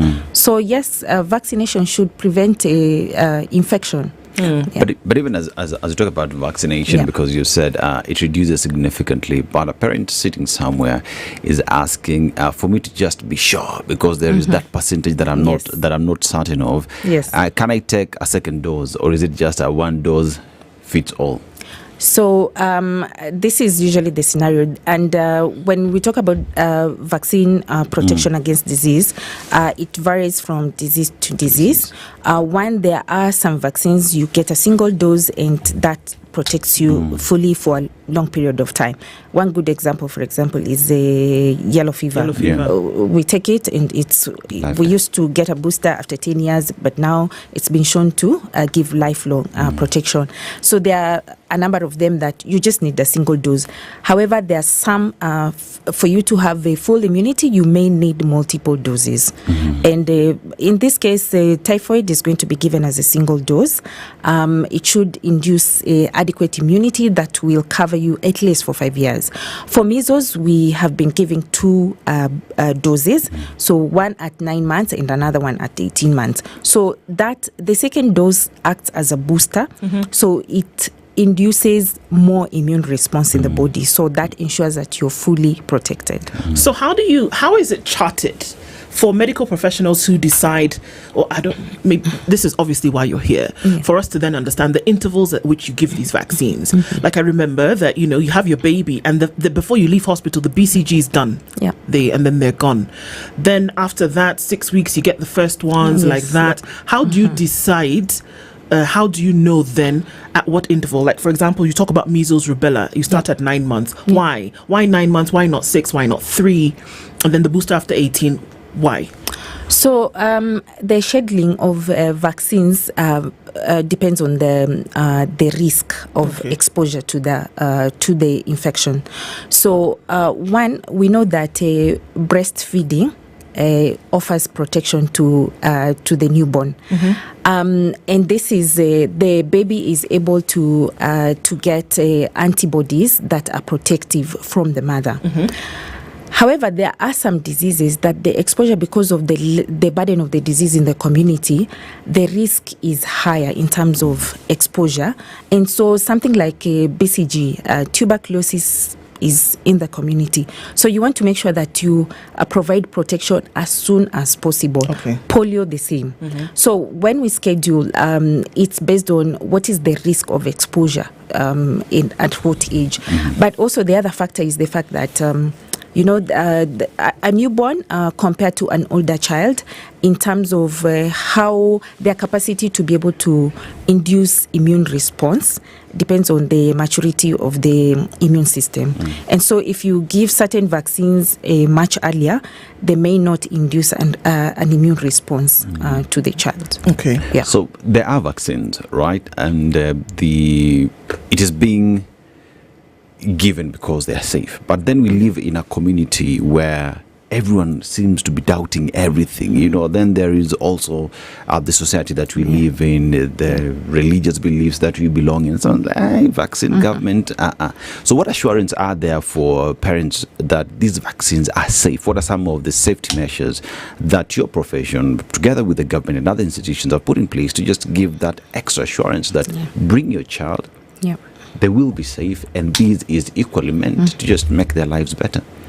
So I think it's just a normal response for anybody, if something is new, you want to be very certain that this is good. And indeed, for us as doctors or pediatricians, the safety of the children, but also their wellness is of priority to us. So we ensure that whatever we are making recommendation to a child is first safe. Why? Because children are not able to determine for themselves. So it is us to ensure that whatever they need to receive is actually of good quality and it is safe, it has been thoroughly checked.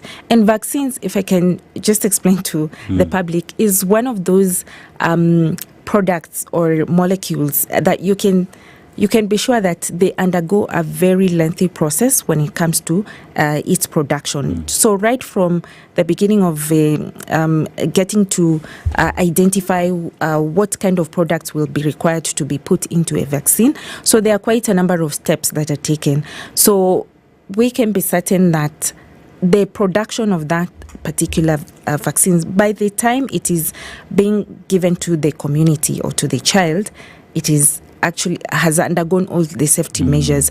But at the same time, during the administration of the vaccines, we also ensure that everything is followed, including how has it been stored?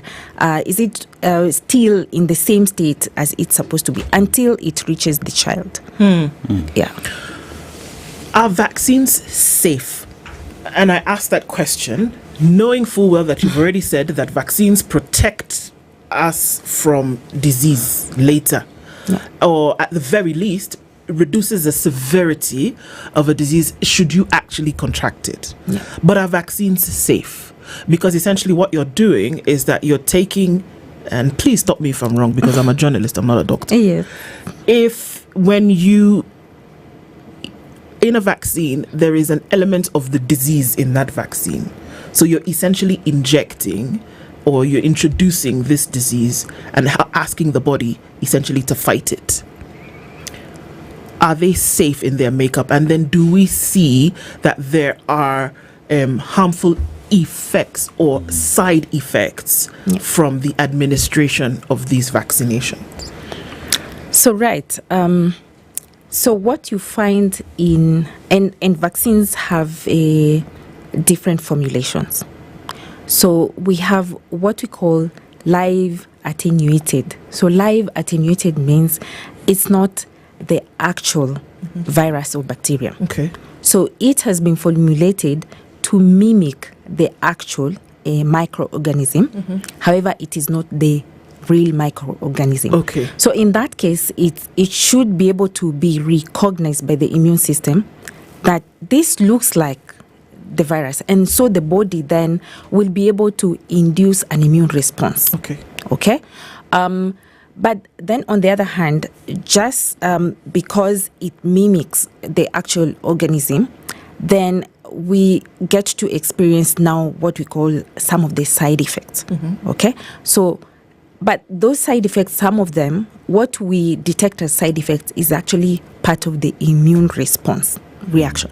Like if, for example, you get measles, what we expect is you'll have fever, you can have a rash. So in certain cases, you may find now you're developing, but to a less extent, some symptoms that are mimicking the actual infection. But vaccines are safe because whatever components are put in there should ensure that they're not going to cause excess immune response that now becomes an adverse reaction. Okay. Yeah. So then what happens when you have, and I see this question coming because it was just in my mind as well, because we're focusing on these three diseases and their vaccines, but then looking at vaccine as a whole, and we're going to come into government response in a bit. But then I remember my son, and there was a particular vaccine, and I think it's the same for a lot of folks. There's one, I think it's the 6-week one, I'm not sure. Pentavalent. The poor guy cried the whole night. And we were told that was the baby-friendly one. So now I shudder to imagine what happens when it's not baby-friendly. So what are the differences? Because from the symptoms that you're talking about, that the body now is fighting, giving an immune response to this thing. So you feel the symptoms for a little bit as this little baby. Yeah. But then what happens when you have a vaccine that's quote unquote baby friendly? Has something else been added to it? So let me just demystify that the vaccines are the same. Really? So they lie to us? Not really. In terms of, they're the same in terms of their effectiveness. Okay, so the difference may be, and in this, the one that you're referring to is the pentavalent. It has several components in one, and the difference is in one of them. And it's just the way it is prepared is slightly different from the other one, and it's the pertussis part of it. So again, why the baby may cry, there are various reasons. They may cry because they have developed a slight fever, but also there is a pain of the injection. And the pain may be because, to maybe a lesser extent, the technique of the injection, but the components themselves may cause a slight reaction. So some inflammation around the site. And that is also part of what you might expect in some of the vaccines. So in terms of effectiveness, they induce the same response. Okay. Yeah. Let's take a break at this point. We'll come back and continue with this, because then we're also looking at a time where right now there is the insistence on the vaccination for these 3 diseases. And so we want to ask the question, is there something going on in the atmosphere that we should be aware about? We'll come and discuss that in a little bit. And then do tell us what could actually happen if we don't vaccinate. Dr. Supatunje is the president of the Kenya Pediatric Association. She is a pediatrician and neurologist from Machakos County, and we're looking into typhoid, measles and rubella. There's a vaccination campaign in Kenya at the moment. We'll come back and talk about what exactly is going on and why it's important for us to vaccinate. It's 28 to 8. We'll be back after this.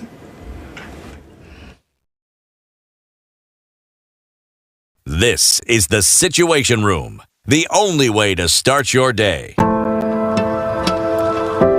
The Ministry of Health is conducting a typhoid and measles rubella vaccination campaign in all the 47 counties from 5th to 14th July 2025. The typhoid vaccine will be administered to children aged 9 months to 14 years. The measles rubella vaccine will be administered to children aged 9 months to 5 years. These vaccines are safe, effective, and available free of charge at all health facilities, schools, markets, and places of worship near you. Typhoid is a serious disease that spreads through contaminated food and water. Maintain safe water and sanitation even after receiving the typhoid vaccine. Measles is highly contagious. It can cause severe complications and even death. Vaccination against measles offers the best protection against the disease. Let's protect our children from typhoid and measles rubella. This message is brought to you by the Ministry of Health in collaboration with UNICEF and the World Health Organization. The weather with SpiceFM.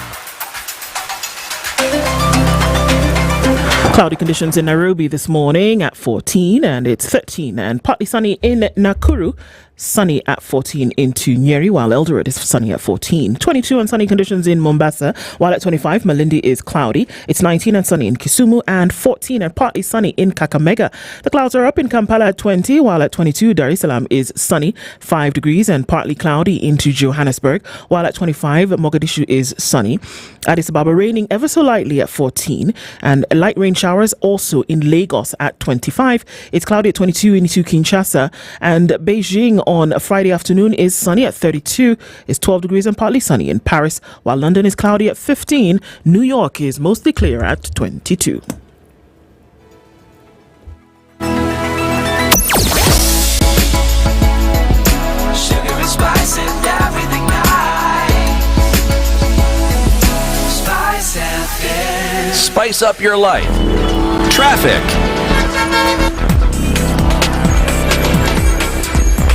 All right, so what are we looking at? Traffic on the Eastern Bypass getting through towards the Cabanas interchange. Pretty busy.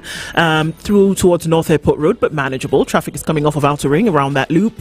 And then we'll get into the city somehow. If you're going into the Embakasi direction, you're doing okay as well. There is traffic on the Thika Superhighway coming in through from Githurai, then through towards Kasarani. There is traffic then onto Survey. We're keeping an eye on all of this.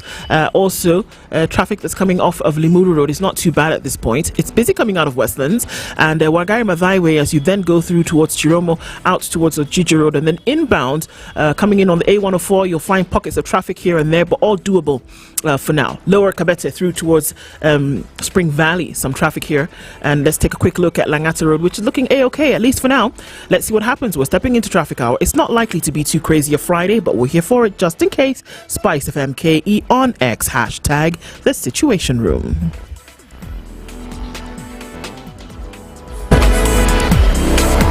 Mature, intelligent talk every morning. Spice up yourself.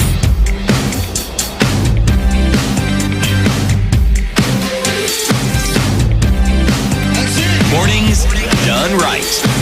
94.4 Spice is here with us as the president of the Kenya Pediatric Association, a pediatrician and neurologist with Machakos County, and we're looking at typhoid, measles, rubella. There's a vaccination campaign in Kenya, but we're trying to understand a little bit more about these diseases and how they present. And so that's the question that we say, okay, vaccine. There's the campaigns around the world, anti-vaxxers who say, well, look, all you're doing is poisoning us and people are dying. There are doctors who are saying that there are lies that are being peddled about vaccination and why it's important, where you can just be a healthy person in the environment and that you'll be okay. Do these diseases, these three, typhoid, measles, rubella, pose a significant threat to life without the element of vaccination in the community today? So, measles. I think I had explained earlier that measles has a range of presentation. So, but the worst of them is that, yes, measles can cause death. So, it can present as pneumonia. So, the child will come, has fever, they may have a cough. The rash is just a sign of the infection. But then it can cause the complications, as I mentioned, the encephalitis. Encephalitis just means an inflammation of the brain tissue. And this will present with loss of consciousness, in certain cases convulsions. They may have persistent fever. And one of the other things, why we are talking about causing death, but if death does not occur, it has lifelong morbidity, so disability. And this is 10 years or even more that a child who has had measles before may develop what we call epilepsy in future. And in this epilepsy, they will start to have convulsions. And this kind of convulsions can actually be progressive. So where the convulsions are not responding to medication. So when we look at measles as a disease, it's not just the acute infection. In the long term, there is a condition that we call encephalitis that can come 10 or more years later. So the child who was exposed was an infant. Years later, when they present to us with epilepsy, and when you trace back, had not been vaccinated, had measles, and now they're presenting with convulsions. So yes, they are deadly diseases. Typhoid, on the other hand, is a condition that will keep recurring. I think a few people may have experienced these symptoms, and you're not very sure, is this amoeba or is it typhoid? So frequently you get it recurring. And typhoid, you can actually be a carrier for as long as a year. So you might have symptoms, you may not have symptoms, but the risk in the community is that somebody who has typhoid could actually not have symptoms, but they will be infecting others. And those and that means it can cause outbreaks. So that is why it's important to vaccinate, so that then you don't put a risk. So even if you do not have any symptoms, you have no fever, you feel like you're okay, you could actually be carrying typhoid in your body. And as long as the rest of the people are not observing hand hygiene, they are drinking contaminated water, they'll get infected with typhoid. And that can cause an outbreak in that community. So the vaccines are important because we need to make sure that we prevent the spread of this, and because of the outbreaks that are frequent. Yeah. So we talk about, let's focus on measles for now, in terms of my child comes back home from school, has measles, take them to the hospital, they're treated, voila. But where it started from, we've not traced it back. So how contagious is measles? So measles is highly contagious. As we know, it is transmitted through droplets. And you see, measles presents like any kind of viral infection. So you'll have some flu symptoms, maybe a bit of running nose, there's a bit of cough, the fever is there. So as before even the rash occurs in the body, if that child is within, like in a classroom or at home, they will already expose the virus to the rest. So by the time there's an incubation period, so by the time the other person is getting the symptoms, you've already spread it to others. So it's really highly contagious. The same to rubella, similar to measles. Typhoid, on the other hand, is if you do not observe hygiene, and somebody, even a food handler, and you go and buy food on the street or wherever, and sometimes it's even in decent restaurant. I mean, as long as the one who was preparing the food had the infection, they don't look sick. They will actually expose to the rest. Okay, so usually when we hear that there's a campaign in a city, wherever, for folks to come out and get vaccinated, then our next thought jumps to, okay, then there must be some kind of infection in the community. Is that true right now?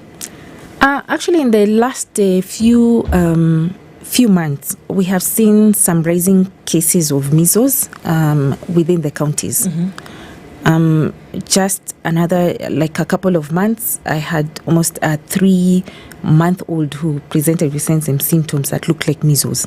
Okay, so when you have this campaign, it's because you have when through surveillance structures, you identify that there is an increasing number of cases, and this is not just perhaps a single case like in cases of polio.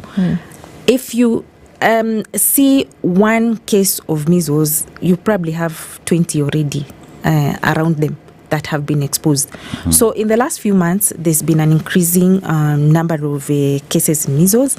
About over 20 counties have registered some cases, and this is cases that have been tested and confirmed to have measles.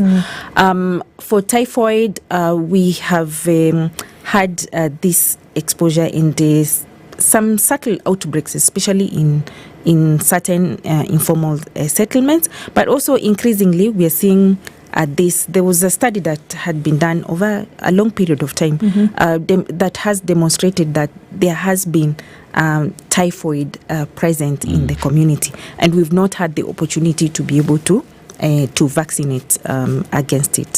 So we talk about rising cases in communities, then it goes back to the availability of the vaccines in the country, and we know international partners have pulled out their funding to would-be developing countries, which begs the question, could the amount of rising cases of these diseases be tied to that and then availability of vaccines in the country? And perhaps now, what are some of the interventions in place to ensure that we don't find ourselves here? Well, that could be one of the factors. But the other factor is the fact that we have not been able to achieve the expected coverage of the vaccination. So, for example, to be able to ensure that the community is safe from measles, you need to vaccinate at least 95% of those who require the vaccine. So we have not reached that level, and that's why then the ones who now have not been vaccinated, when you have an infection, then it's easy to spread it. So that's the other factor. And in fact, I think that's the most significant factor, that we have not been able to achieve our vaccine coverage in the country up to that level.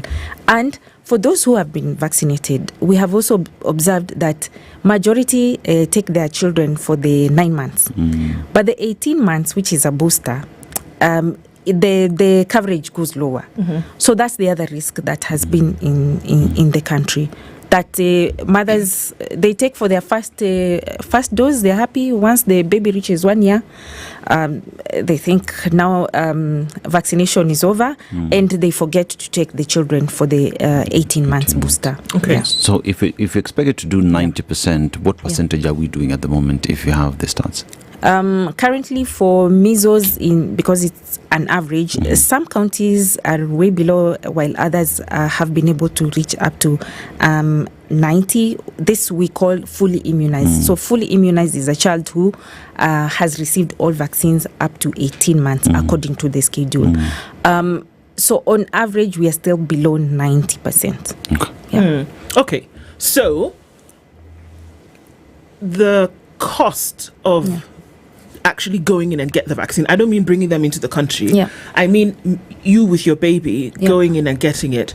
In some cases free, in some cases charged. What are we looking at across board? Because bread and butter issues, Daktari. I mean, imagining that my child is healthy as I'm seeing them here, and I'm thinking about food on a daily basis and all these other things that I need to do, and then somebody is asking me to go and get medication essentially for something that my child is not sick for. Do you see it may not sound logical, but for the person in that situation, it is absolute logic. So what's the cost, literal cost of getting these vaccines? Getting your child vaccinated. So the good thing about vaccines is that they are available to our lowest facilities in the country.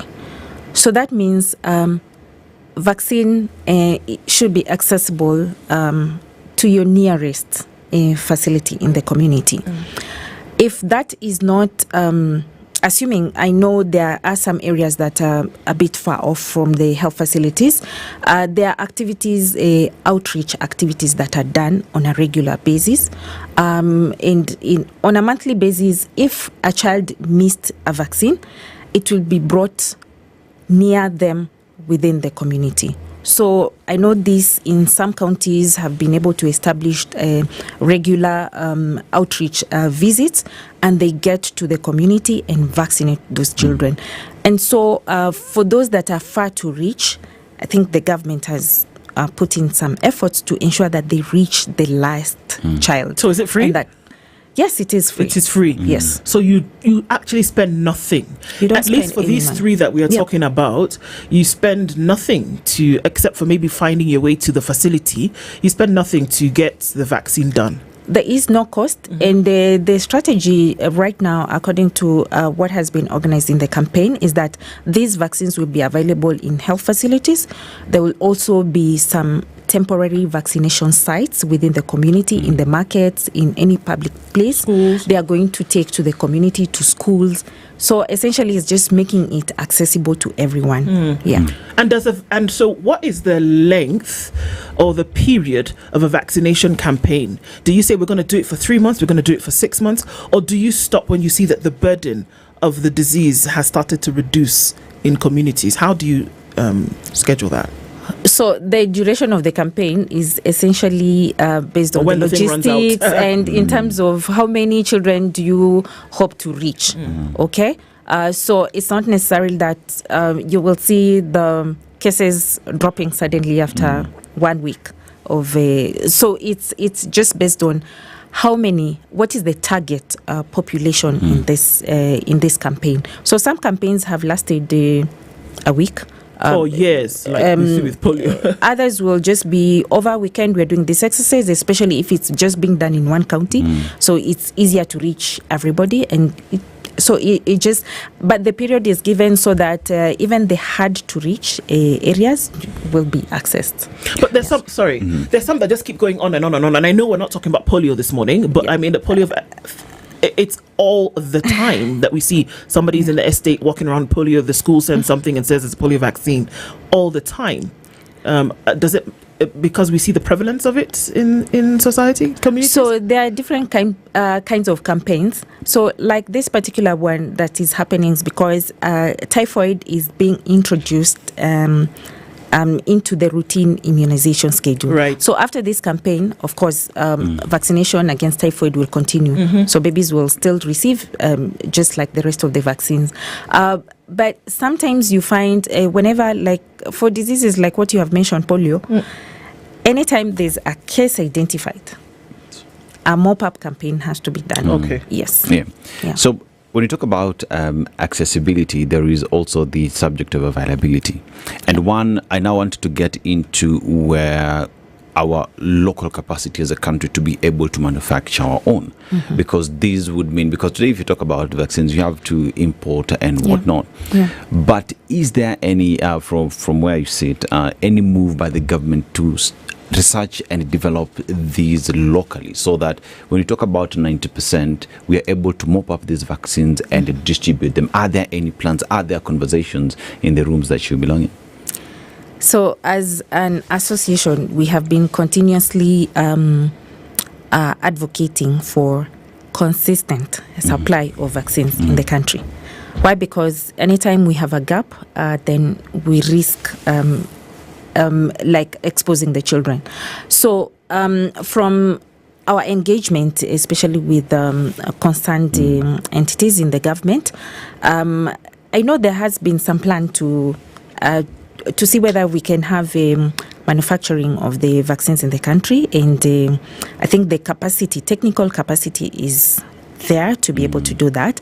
However, the government needs to intentionally be able to heavily invest in the infrastructure that is required to ensure that when you're going to produce that vaccine is actually a safe vaccine. So there's a lot of investment that will be required, and I think to some extent the government, in our own engagement with the ministry, there has been indications that the plan is not just for vaccines alone, even drugs, and we've already seen that you can manufacture a number of drugs in the country, but for vaccines being the kind of requirements that are needed to ensure that you produce a safe vaccine are much higher than maybe any ordinary drug.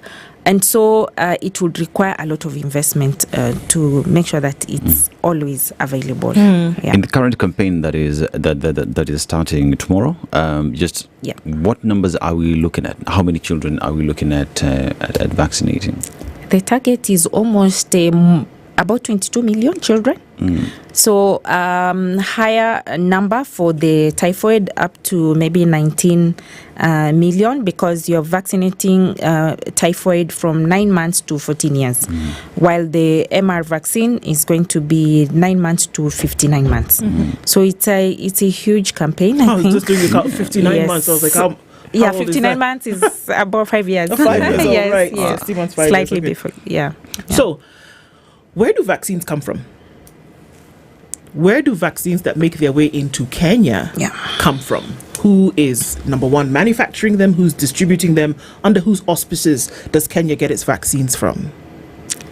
So, well, I may not have the specific manufacturers, but there are different manufacturers. And I think if you recall, during a COVID period, we had different vaccines coming from different companies. Okay? So, that is to say that vaccines don't come from a specific country or a specific manufacturer. So there are different manufacturers of vaccines. For these ones, I may not be privy to where the contract came from. However, the process is the government procures the vaccines, and it's currently the country is still co-financing for the purchase of the vaccines. So part of it is still funded by Gavi, and part of it is still the government. So they just go through the usual procurement process from the different, depending on which vaccine that you're procuring. So while administering these vaccines, there is the aspect of acceptability with the public, because you come with your vaccine, sour, but then again, one would want to see, first of all, the sense. One would want to understand the need of having these vaccines, because unavailability of that information would make someone just go about their business and not see the need of that. So in terms of capacity building, in terms of civic duties, making sure that the public understands this, where are we? What are you doing to ensure that the public knows the need? So, learning from past experiences of these campaigns, and generally looking at the evolving, the landscape has been changing in terms of acceptability, especially for vaccines.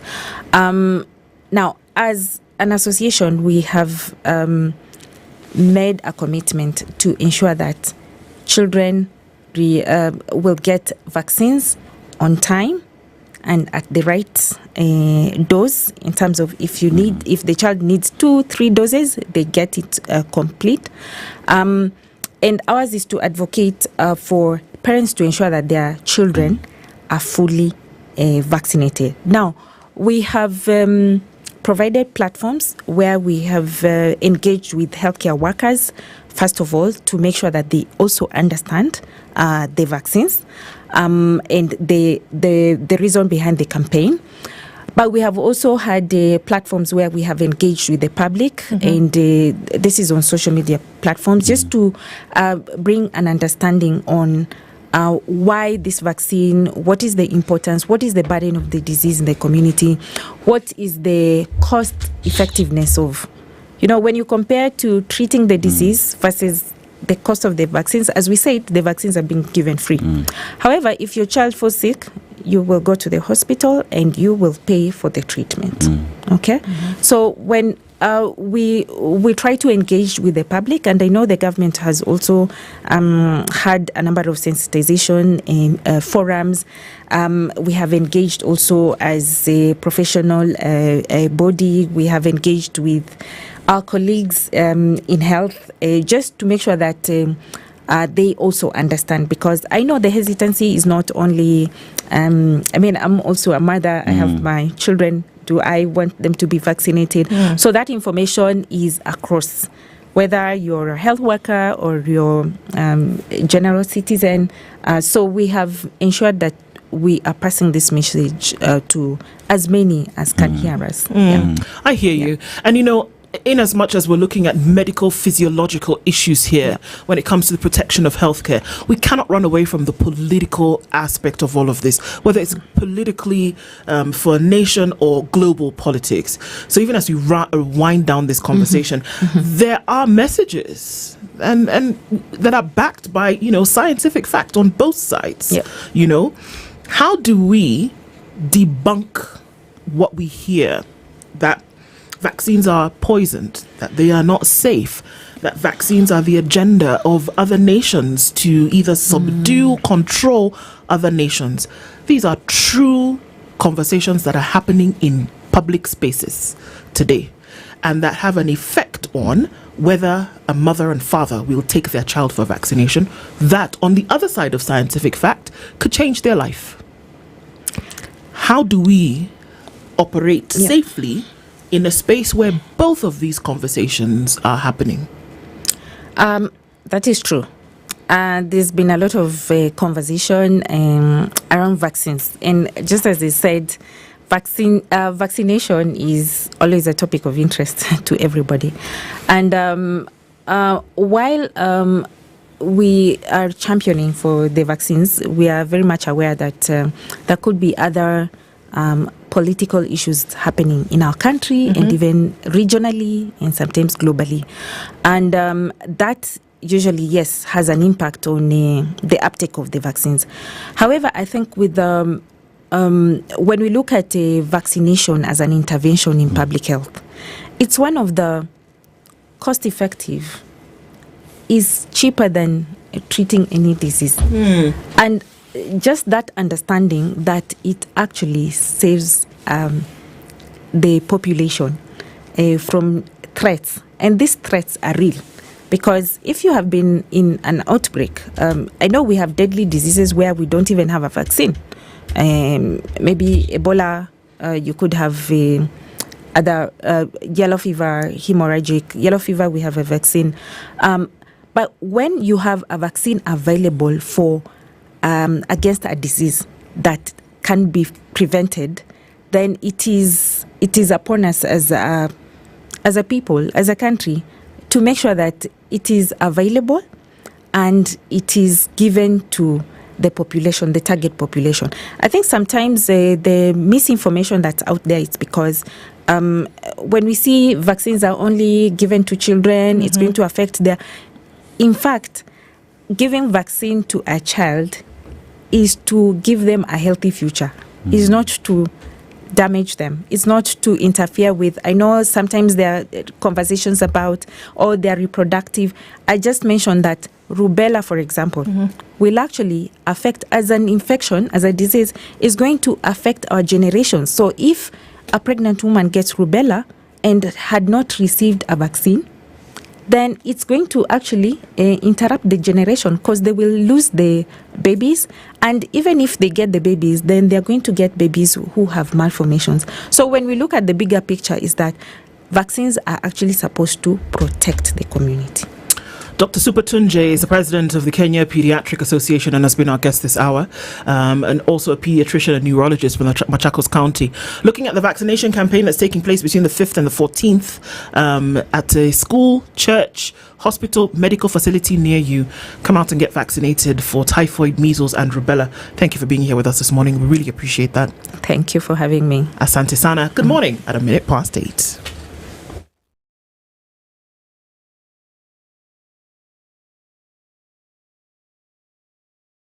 This is the Newswire. I'm Edwin Lisamira. Opposition leaders, two of Western Kenya, enter State 2 today as they intensify efforts to rally support ahead of the 2027 elections. On Thursday, DCP leader Rigathi Gachagua, Wiper's Kalonzo Musyoka, DAP Kenya's Eugene Wamalwa and former Interior CS Fred Matiang'i made multiple stopovers in Vihiga and Kakamega counties.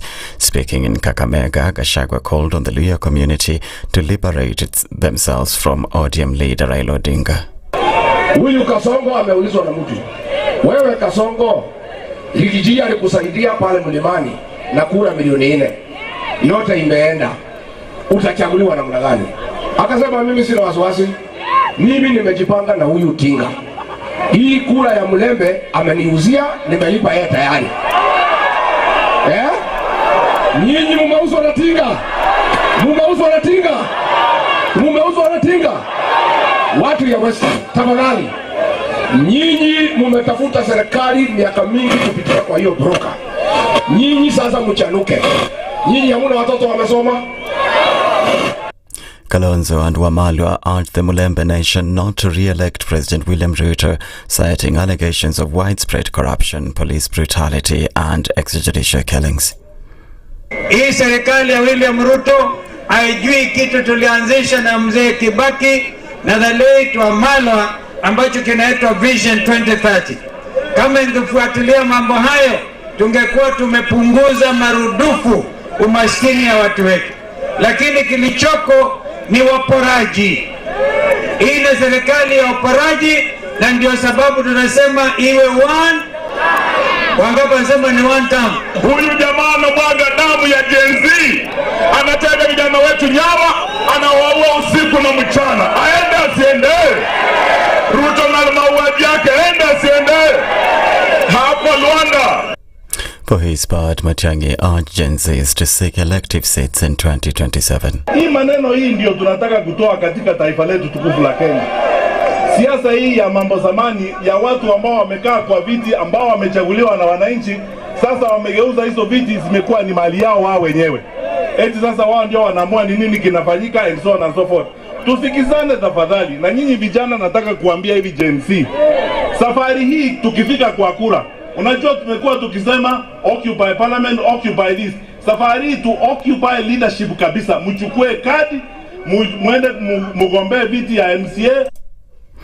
The National Police Service has dismissed claims that it abducted Djangui Kinyagia, who resurfaced on Wednesday and appeared in court on Thursday after a period of reported disappearance. In a statement, police spokesperson Mushiri Nyaga said Kinyagia had been falsely reported missing, with accusations circulating on social and mainstream media alleging that police were behind his disappearance. The MPS confirmed that Kinyagia remains a person of interest in an ongoing investigation and urged him to present himself at the Directorate of Criminal Investigations headquarters to record a statement. While condemning what it termed a dangerous trend, the police warned against individuals allegedly faking abductions and feeding false information to authorities in a bid to incite public outrage and generate misleading narratives. Meanwhile, Kinyagia's family denied claims that his 12-day disappearance was staged, as the High Court issued an order stopping DCI officers from arresting him. Kinyagia, who will appear in court on the 18th of July, is accused of publishing inflammatory material on his X account in his efforts to mobilize demonstrators for the June 25th commemorative protest. Still on Kinyagia's return, civil society groups have renewed calls for the disbandment of an alleged elite police unit that they accuse of carrying out enforced disappearances in the country. The U.S. Congress has passed Donald Trump's sprawling tax and spending bill in a significant and hard-fought victory for the president and his domestic agenda. After a grueling session on Capitol Hill, the House of Representatives passed the bill by a vote of 218 to 214 on Thursday afternoon. It was approved in the Senate on Tuesday by one vote. Trump had given the Republican-controlled Congress up to today to send him a final version of the bill to sign into law. The Congressional Budget Office estimates the bill could add $3.3 trillion to federal deficits over the next 10 years and leave millions without health coverage, a forecast that the White House disputes. That's the Newswire. I'm Edwin Lisamira.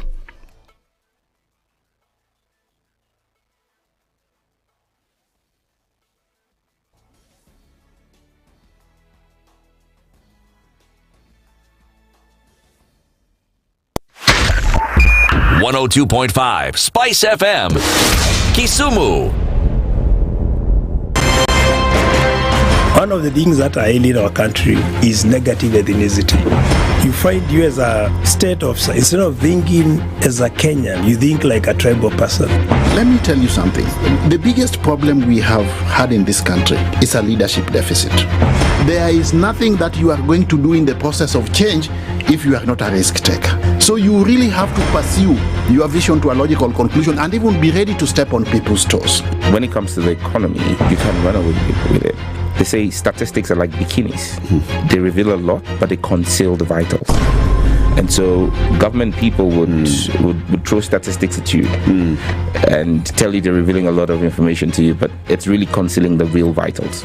We need to get out of that, because when we want to grow our democracy, one basic thing that really requires to be understood by the political class, by all of us, is institutions are critical. This is the Situation Room, the only way to start your day.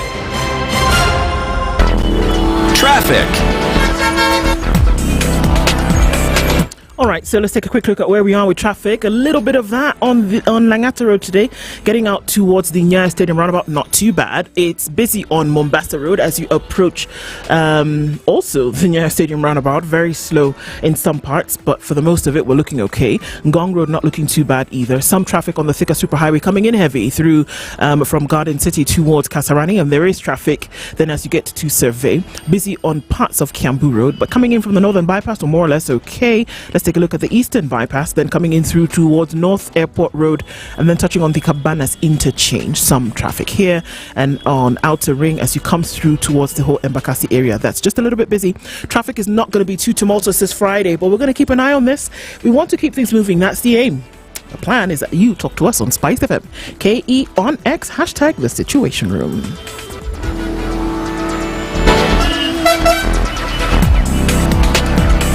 Mature, intelligent talk every morning. Spice up yourself.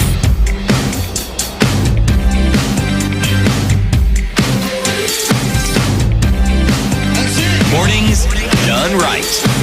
94.4 Spice FM, Nairobi. Very good morning. 9 minutes after 8 o'clock, and we get into the third hour of our conversations this morning. This is the Situation Room. Ndu and Dennis with you. It's Friday, so one Dennis down. But hey, we still continue with our conversations this morning. There's a disease burden in the country, and when we think about it, every child deserves a healthy start in life. But threats like typhoid, measles, rubella still endanger our communities. So typhoid is a serious illness. It's spread through contaminated food and water. It causes high fever, stomach pain, and fatigue. Measles is highly contagious and can lead to severe complications, especially in children.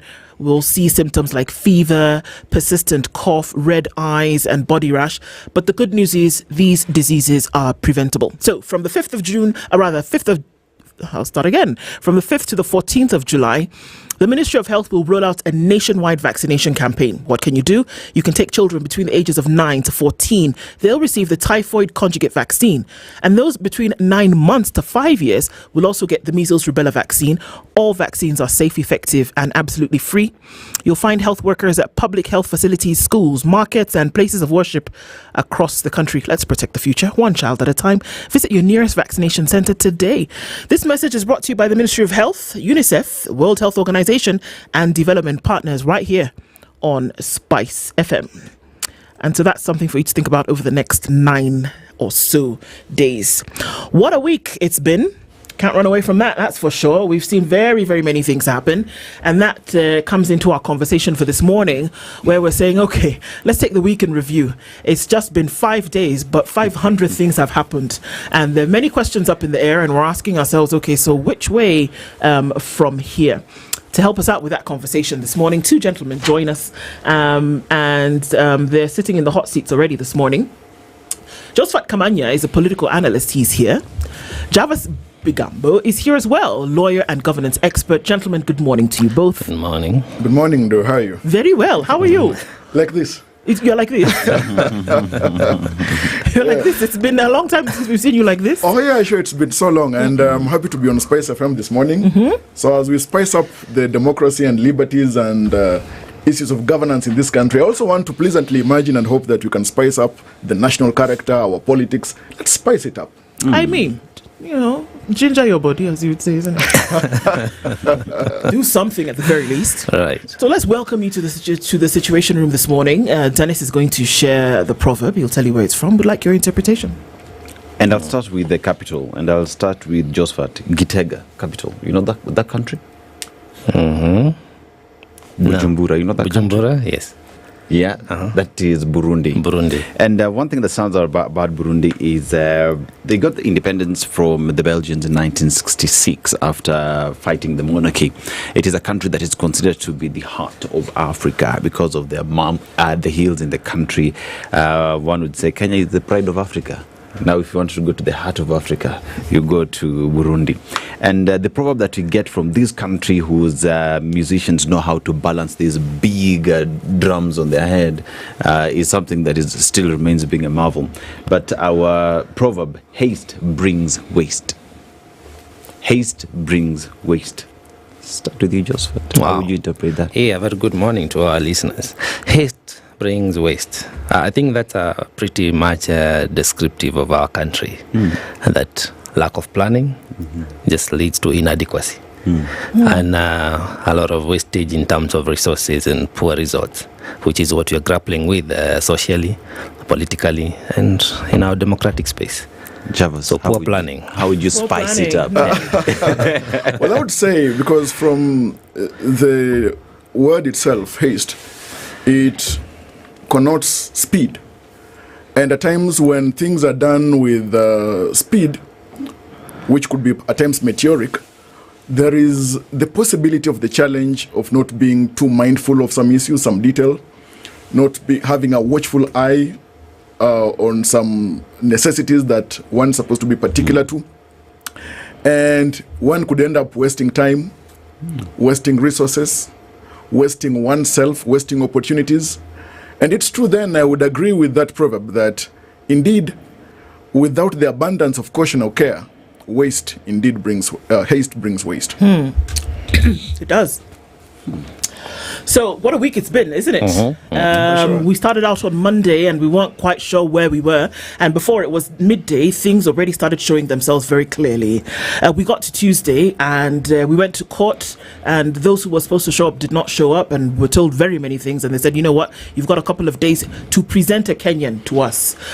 We've had funerals, we have had mass services where things were said done.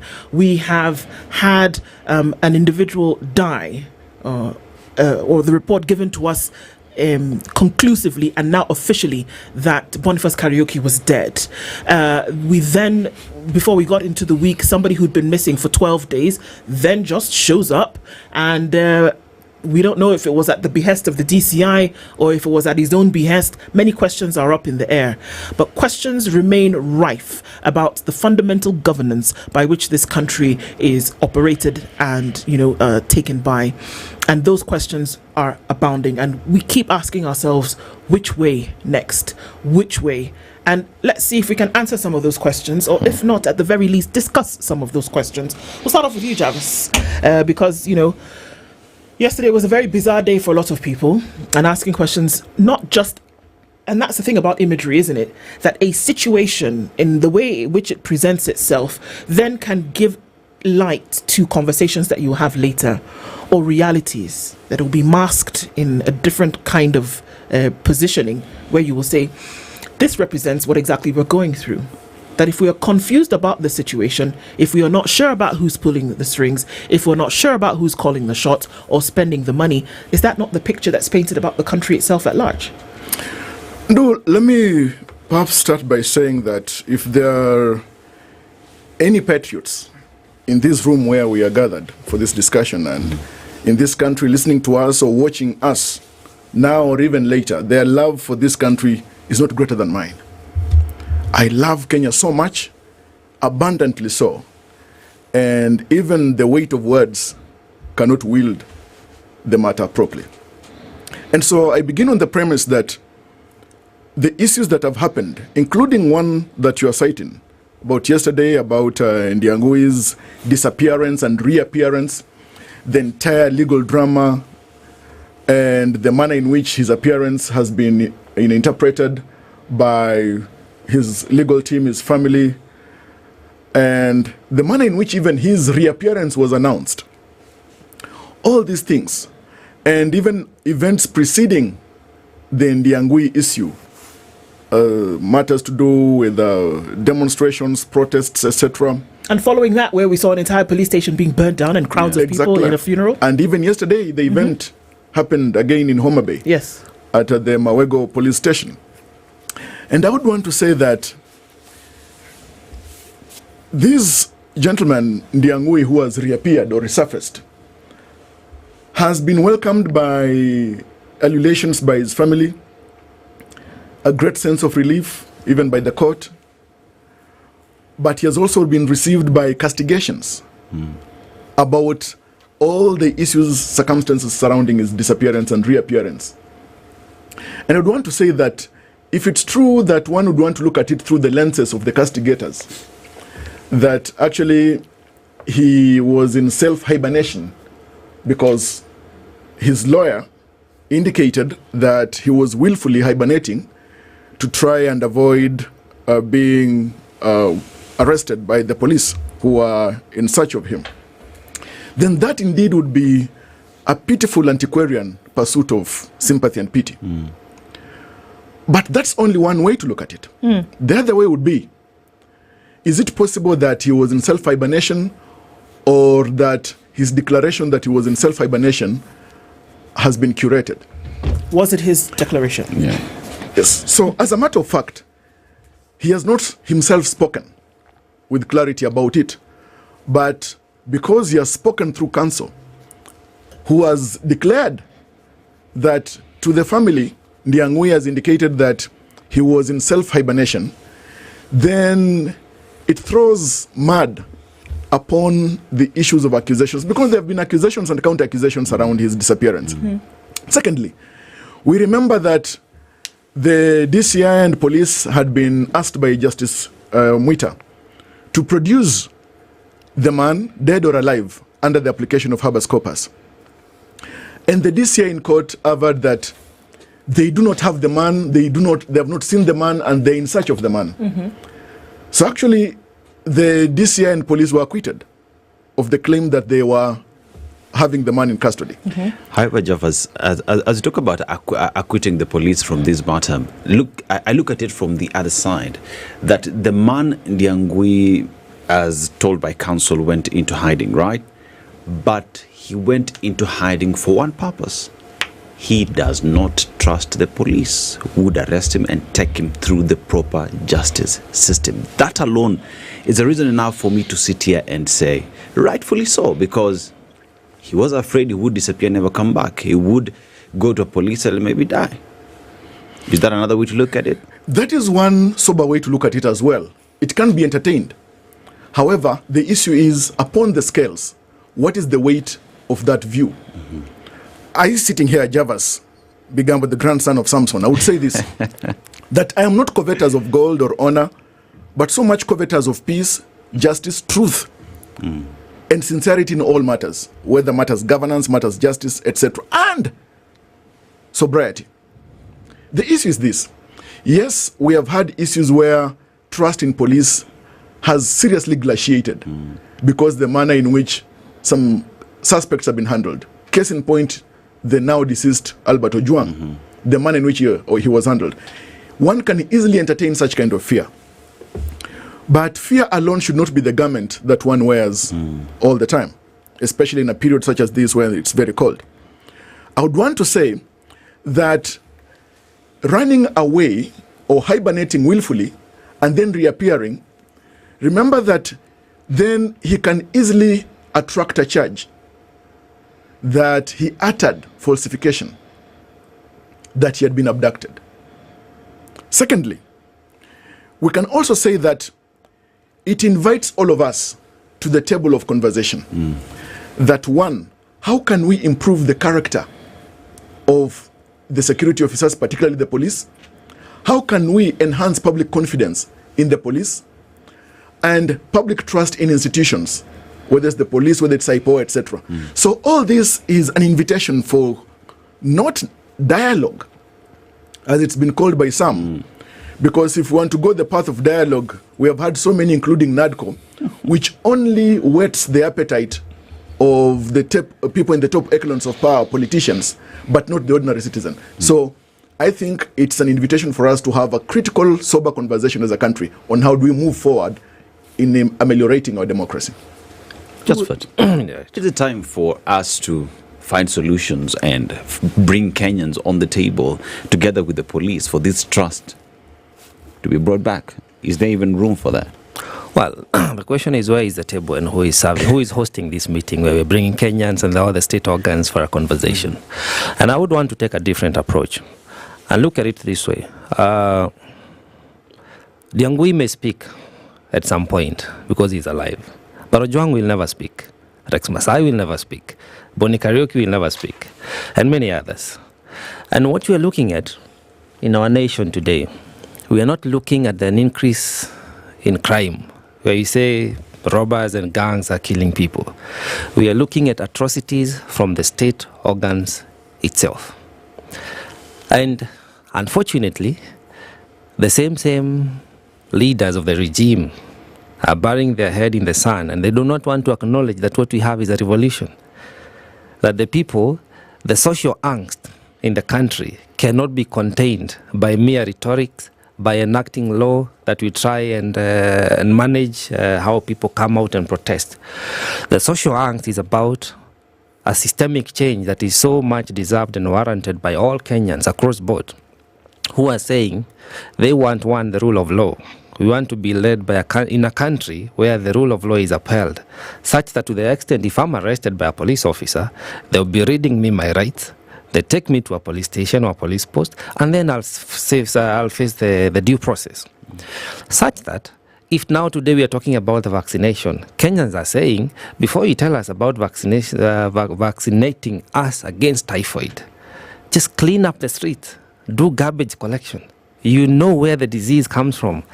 So today, like in these coming days, we're going to have about 13, but I think 6 billion goes to the typhoid and all that vaccination. But what would we have done differently as a preventive mechanism? We know Kenyans want changes that are very well articulated. But unfortunately, the leaders who are in office today, they have turned the state organs, in this case the security agencies, against its own people. And that's why this revolt cannot be resolved through a discussion, cannot be resolved through a dialogue. We don't need another commission of inquiry. People want a proper change of leadership. How can it be resolved? Because you seem to say that right now the mechanisms that are being employed for that are not working. So something else needs to be done. What's that? Yeah, correct. I mean, they're not working. They're not appropriate interventions from the government. What we need is just people. We need to uphold our constitutional right. Again, we don't want to overturn the government now. That will not resolve that will not resolve the problem. Getting a president out of office, that will not resolve a problem. Having young people appointed into office, that will not resolve a problem. We will need to go through the constitutional way. People will need to, when the time is right, come out and vote in persons whom they know can deliver the mandate that is outlined in each and every office, ministry, agency, and department. We just need proper people who in office who can serve as they are supposed to. We keep hearing about state capture, whereby here, like today, we know the incompetence of the National Assembly has never been more pronounced than in this 13th Assembly. So at what time do we allow this division of power? Merely letting the Constitution work. What time do we allow devolution to work? At what time do you allow the public policy to be the essence of the government being in office and in existence, allowing room for improvement on how service provision is done? So that's the only way. So it's not going to be an overnight process, but clearly we need a paradigm shift. We need to evaluate the characters of the persons we let into office. That would be a good start. How do you do that, Travis? Well, I have got some mixed feeling about the pronouncements by my kindred here concerning the issues some he has referenced as revolution and allowing the constitution to work. Granted, this constitution 2010 that we have does not require the permission of anyone to work. It is self-executing. What we need is the respect of the worth upon which this constitution is written by citizens and those that have got the honor of holding public office. Second, we must appreciate that public service entirely depends on the manner in which private character is irrigated. Because it is from the privacy of our homes, our upbringing, our sociology, that we get to have individuals run for office and hold those offices. So the problem starts from the family level. The problem is individual. That's one. Secondly, I would say that what we are having in Kenya today, as we have had in the past close to 2 decades, is not a revolution. Even now, we're not having a revolution. There's no revolution taking place at all. What we are having is the evolving character of our politics and our democracy. Evolving, not evolution. Revolution, rather. Revolution is engineered by leaders. These, of course, from 2024, we've heard the Gen Z say that they are partyless, leaderless, tribeless. To this day, the Gen Z, which is a word that has found a great home in our political lexicon, common parlance referring to young people standing up for their rights against government. Now it's been expanded to refer to anyone that is in opposition of government, because I've heard even Kalonzo, I've heard even Rigathi Gachagua claiming that they are the leaders of the Gen Z. Boniface Mwangi, I've heard them. The issue is that, and impressively so, the character of our democracy is evolving and evolving for the better. Sorry, you said revolution is engineered by leaders. Is that the case? Let's look at revolutions around the world. The revolutions that were based on bread, for example, in France. Yes. The revolutions in the South Americas that were based on the high cost of transport, the high cost of transport. The revolutions in different parts of Europe that were over things like the price of charcoal. there was a silent revolution that took place in the US over how the economy had tanked to the point that people could not afford houses anymore. You know, Those were not necessarily you are right. engineered by leaders. However, you had interjected when I was just at a comma of my pronouncements. Okay, comma, next. That beyond leaders being behind revolutions, we have got ideologies being also behind revolutions. Look at the Arab Spring, the French Revolution, etc., and many that you have even enumerated. When it is founded on an ideology, and that ideology sparks a fire, not just in one person or in one quarter or section of the country, but in the populace of a territory or a nation state, then we see a topsy-turvy situation of the manner in which the governance of a country is handled or gets to turn around. Look at it this way. Whether it is the young man who set himself on fire that sparked the Arab Spring, that led to a critical revolution, not just in that country, but even in the minds of men and women across the entire Arab Peninsula. Here in the country today, what people are asking for, the young people, the middle-aged, even the old, people want accountability, rationality, reasonableness, all those things that are sheltered by Article 10 sub Article 2 of the Constitution of Kenya, the values of good governance. They are written. Even the memorandum, the partnership between ODM and UDA still is tethered to the ideals that are in the values of good governance in Article 10 sub Article 2 of the Constitution. But what's the problem? The problem is that we, the people, have actually refused to change. Our leaders have refused to change. Now, look, today, and I've seen even a coterie of leaders gathered in Western Kenya saying that this is change in its manifestation. Change from individuals who've been in power, some of them from 1980s. Change from individuals who've held public office, executive office, the list of them having held office for 10 years. So if that were to change, then you kind of agree with what Josephat said, where you need to come to the ballot to make that change. The issue here is, what are we presenting at the ballot? And that's why I'm saying, to some extent I would agree with them, to a great extent I would not. What are we presenting to the ballot?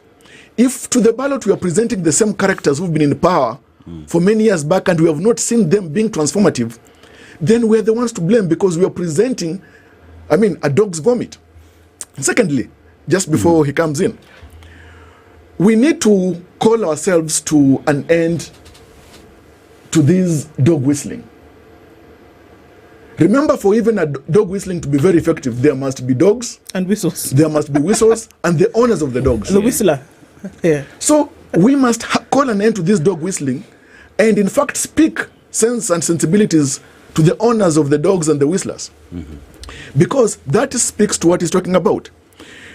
Going to the ballot is not a problem, and that's why last week I castigated my fellow citizens who are saying that they must go to State House, they must go to Parliament. Look, if a question of scaling the security of State House was the noble cause, then it was a pilgrimage to nowhere.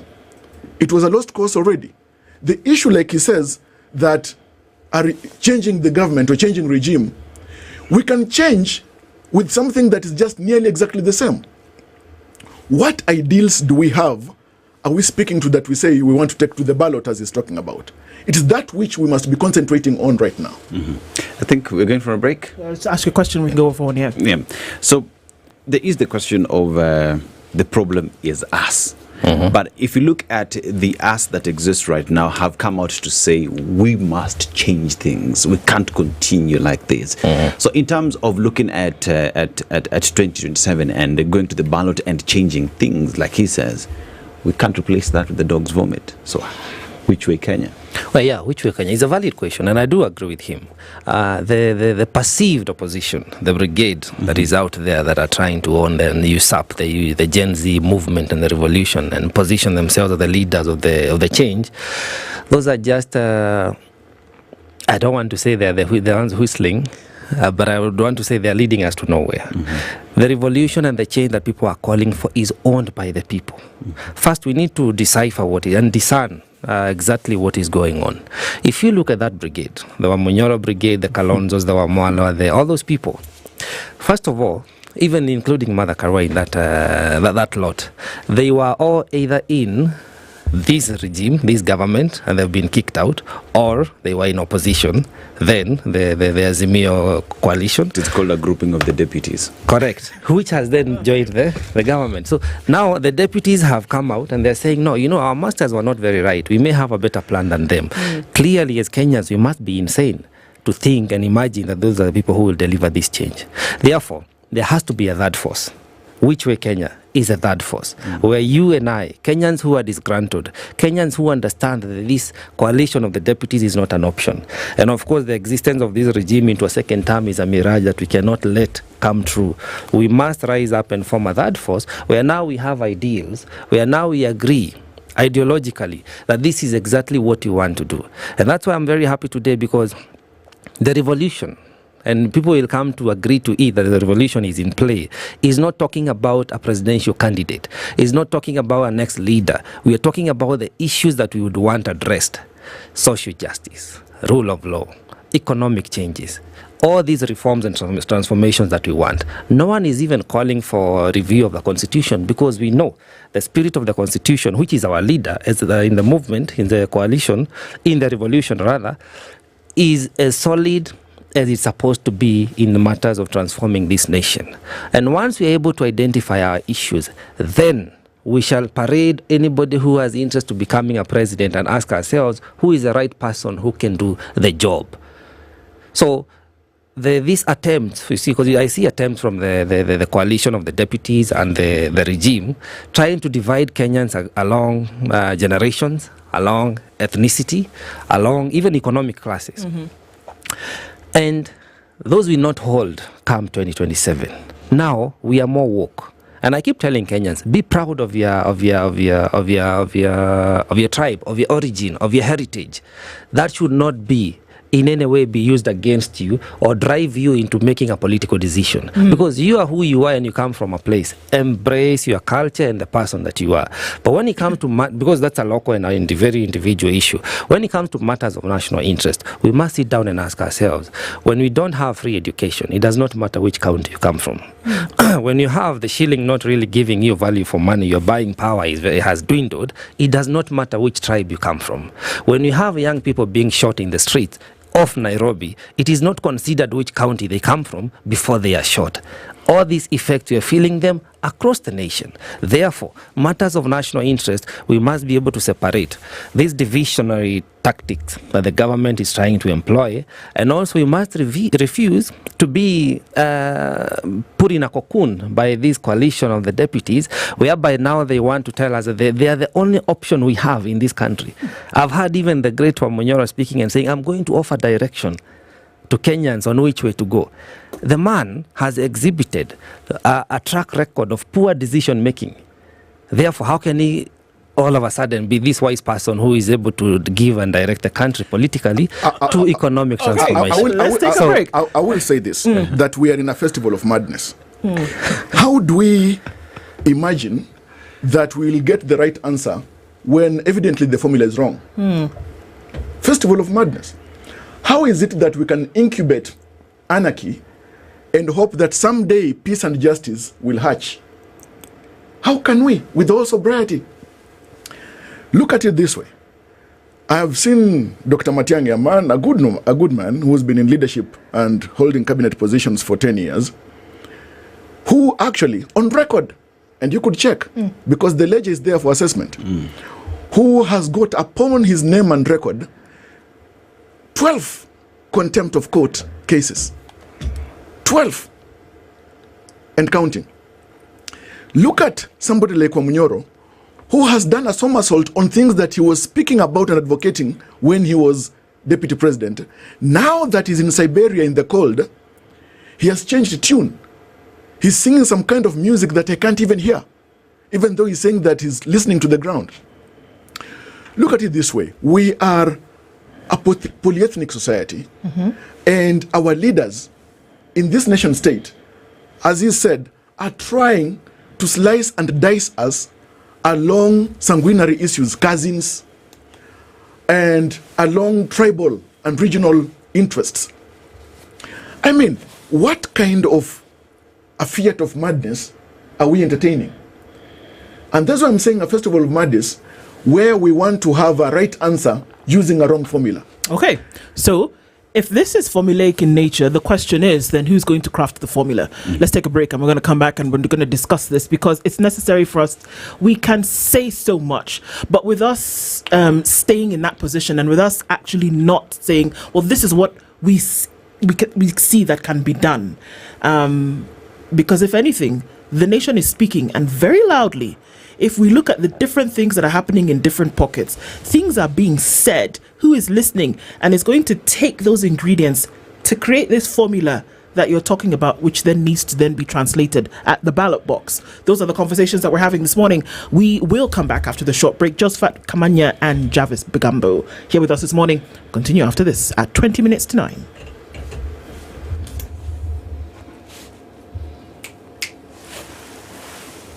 This is the Situation Room, the only way to start your day. The Ministry of Health is conducting a typhoid and measles rubella vaccination campaign in all the 47 counties from 5th to 14th July 2025. The typhoid vaccine will be administered to children aged 9 months to 14 years. The measles rubella vaccine will be administered to children aged 9 months to 5 years. These vaccines are safe, effective, and available free of charge at all health facilities, schools, markets, and places of worship near you. Typhoid is a serious disease that spreads through contaminated food and water. Maintain safe water and sanitation even after receiving the typhoid vaccine. Measles is highly contagious. It can cause severe complications and even death. Vaccination against measles offers the best protection against the disease. Let's protect our children from typhoid and measles rubella. This message is brought to you by the Ministry of Health in collaboration with UNICEF and the World Health Organization. The weather with SpiceFM.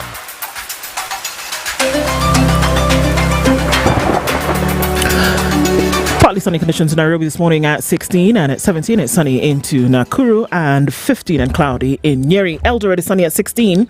Mombasa sunny at 24 with sunny conditions, partly sunny conditions at 25.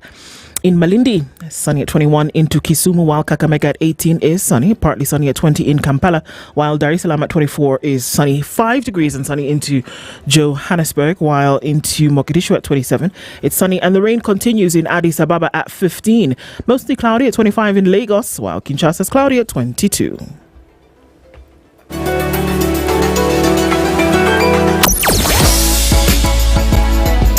Sugar and spice and everything nice. SpiceFM. Spice up your life. Traffic. All right, so not too busy a morning in the city, Nairobi, and actually through the country. We're still seeing some traffic coming off of the Thika Superhighway. It's going to take us through towards Survey. That's bumper to bumper in some parts. Not too painful, but I guess not for if you're looking at it. But if you're in it, I know it's going to take you a minute to get out of it, but we'll be fine. Jogo Road, then heading towards Landis, is starting to pack up. And it was busy from a while ago on Mombasa Road as you head out towards Capital Centre, that area. And then also the other side of the city getting into town, we're also busy.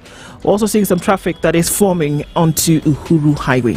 And then whatever was coming off of the Eastern Bypass more or less has dissipated. And so we're fine getting onto North Airport Road. All this in stride, folks. We'll talk and keep things moving. SpiceFM, KE on X, hashtag the Situation Room.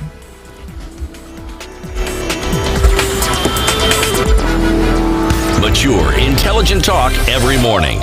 Spice up yourself.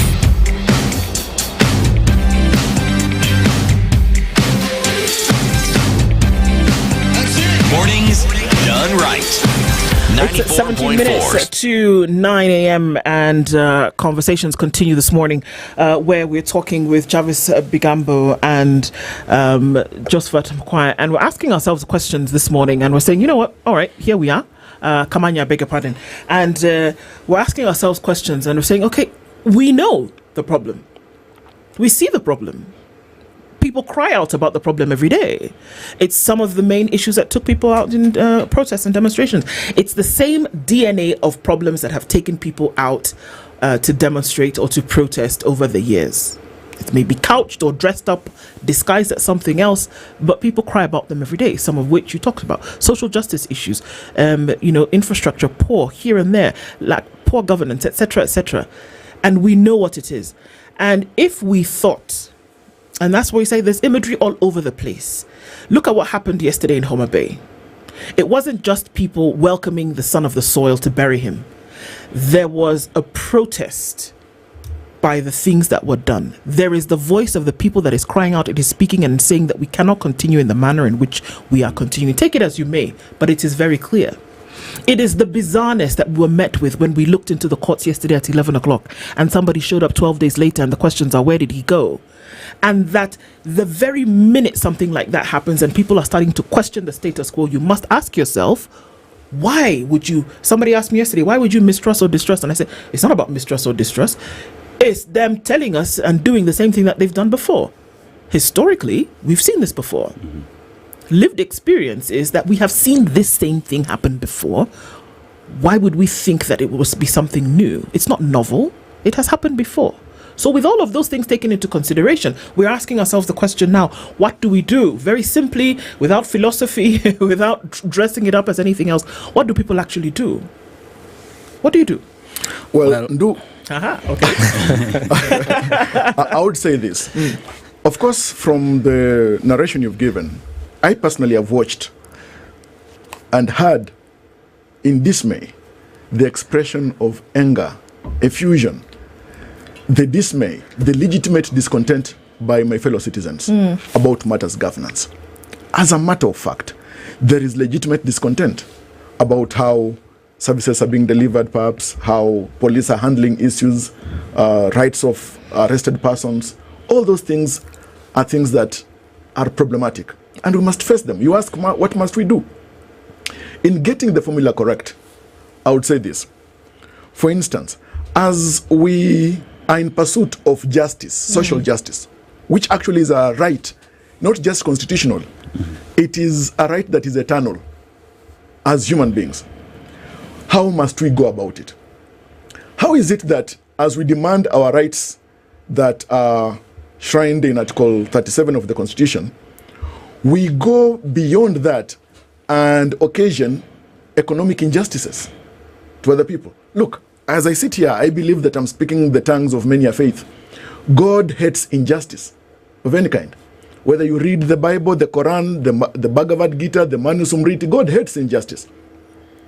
So what, for example, the police officer did to Boniface Kariuki Mwangi is a great injustice, and it's very bad. We must condemn these things. What the police did to Albert Ojwang at Central Police Station, it must not only be condemned, there are things that the triers of fact and justice must ensure that they face the harshest of penalties as a deterrence and a lesson. We must have institutional reforms. But look, we are talking about, yes, youth bulge. We are talking about, yes, high unemployment in the country. Just look at last week alone, or look even further back to 2024, June 25th. How many businesses in Nairobi and across the country were looted, buildings torched, employment opportunities lost, as we dramatized, or the people dramatized, their right to social justice. So that's why I'm saying we must get the formula right.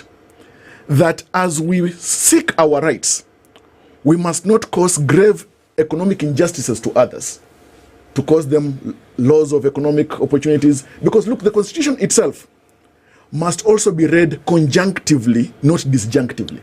As we say from Article 1, we, the people, are sovereign and have got the power that we must exercise. When we say Article 37 has got rights to protest, demonstrate, picket, present memoranda and petitions, remember that the same Constitution provides for socioeconomic rights. Some rights are vertical, others are horizontal. Vertical are those rights that are owed to us by the state. Horizontal, it's about us human beings, citizens amongst ourselves. The other thing is this. Is it possible then that we can also engage or exercise this right differently. For instance, when you look back in history, whether it was in India or America during the civil rights demonstrations, we had demonstration marshals who ensured that there was no looting, there was no burning down of buildings, etc. How come we cannot have such marshals to stop such kind of economic justice and perpetration? Secondly, if we were to engage, for example, in hunger strikes, if we were to call for hunger strike as a way of demonstration, how many people will show up in Nairobi town here that we're going to have a hunger strike on the streets for the next 3 days? How many will show up? Javas, I hear you speak in terms of reading the Constitution as a whole, in terms of even respecting each other, in terms of when it comes to demonstrations. But remember, the Constitution itself as well provides room for notification to the police officers who then come in to provide security. And one would argue that it is the work of the police to ensure these buildings are not looted, that protesters themselves are well taken care of. But then again, it comes during demonstrations and you see it is the police themselves giving security to those who would be goons. And with that, then if you look at even how the duty bearers and those with the role of protecting the Constitution and upholding it are the ones breaking it. So then, is the state itself letting it down its own people? Are the rights enshrined in the Constitution guaranteed? Because then again, there is a listener who said that justice, truth and accountability per the Constitution is the antidote that Kenya wants. Would you reckon? I do reckon that's what we want. And I also reckon that the state has neglected, it has abdicated its own duty. Remember, it's not once or twice or thrice we have the allegations that the goons were hired by either members of parliament or a governor, and they were protected by the police. So when we say that the riots are turning violent, clearly it has been said even by those who are coming out to protest that we are not violent, we are not robbers, we do not rape, we do not, vandalize. But at some point in the wee hour of the protest, when they're almost being deemed peaceful, there is always infiltration. Remember also last time we saw guys who were hired, I think it was said by the governor of Nairobi, they came with bodabodas and rungus, saying that they are protecting the city. How do you, as a state organ, whose your own mandate is to offer security to both humans, protect life and property, abdicate your responsibility to civilians and arm them, that they can now come and protect the city? Where was the police? Where were the police? So that's what I'm saying, that I do reckon the state has abdicated its role. And when you hear people saying that now, on that note and many others, we are rendering this government illegitimate, it is because of such conduct. Now, that is one. Secondly, the case of Djangui. The DCI is very guilty. How so? Of either commission or omission. If a person goes missing in this country, they should know. If they have not abducted the person, they should have initiated an investigation to find out where is this person. Because a missing person was reported. And actually, even remember, the reason he went missing is because they were looking for him. So it behooves them to find out where was that Kenyan for all that time. So I want to say that they're very guilty. If they did not abduct him, then they omitted another responsibility of executing an investigation to find out where is this Kenyan. So that if they're saying indeed he was in hibernation voluntarily, we would not have experienced all this emotional anguish as a nation, where people are saying another one down. And then he resurfaces yesterday in court. That's why I said he's yet to speak. We are going in time, in the fullness of time, we may get to realize what happened. But we cannot have security agencies who are negligent on their mandate. Security is not just about a matter of commission. Even you could be guilty by omission. Therefore, we have to look at greater lengths of what happens in nations whereby people no longer trust the state organs. The judiciary, people are having, a cold feet. If this case go to court, how will it turn out? The police, if one is arrested, what happens? We saw the other day there was a person who was murdered in Kenyatta National Hospital, and to date we don't know what happened. No, we don't. And that was this is a national, this is a public facility. So we must raise the question of to what extent does the mistrust cut? And the unfortunate bit is don't know for how long this will hold.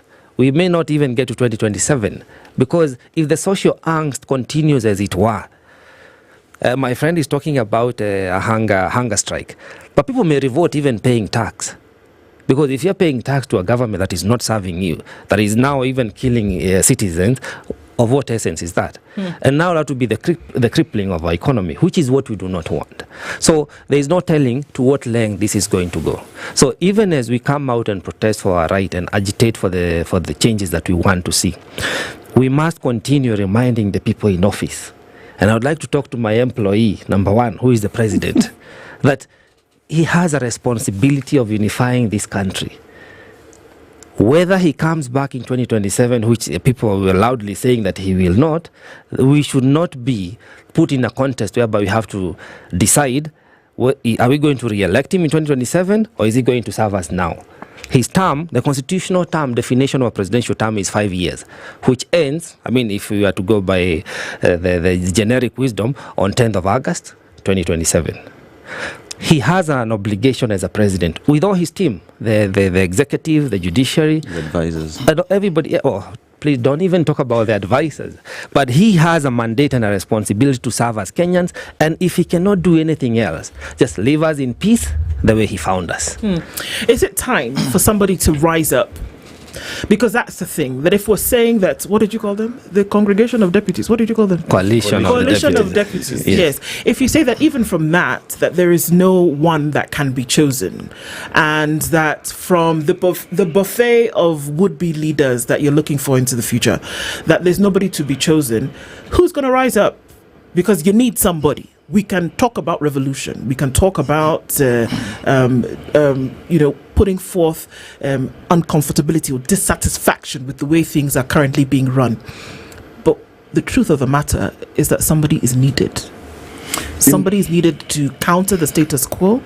Somebody is needed to go and put up their, position against those who are currently running. Martha Karua sat in this chair the other day and she said, you know what? Don't say that we can't because we've been here for a minute. You also need to go through the fire and show us that you come out as gold. Run against me, and if you get against me, I will gladly give it up. But who's that person? Who are those people? Do we see them? Do we have them? There is a young Zimbabwean lady who years back wrote a book titled We Need New Names. Her name is Noviolet Bulawayo. We need new names, she said. I think in this country, we need new ideas, we need new leaders.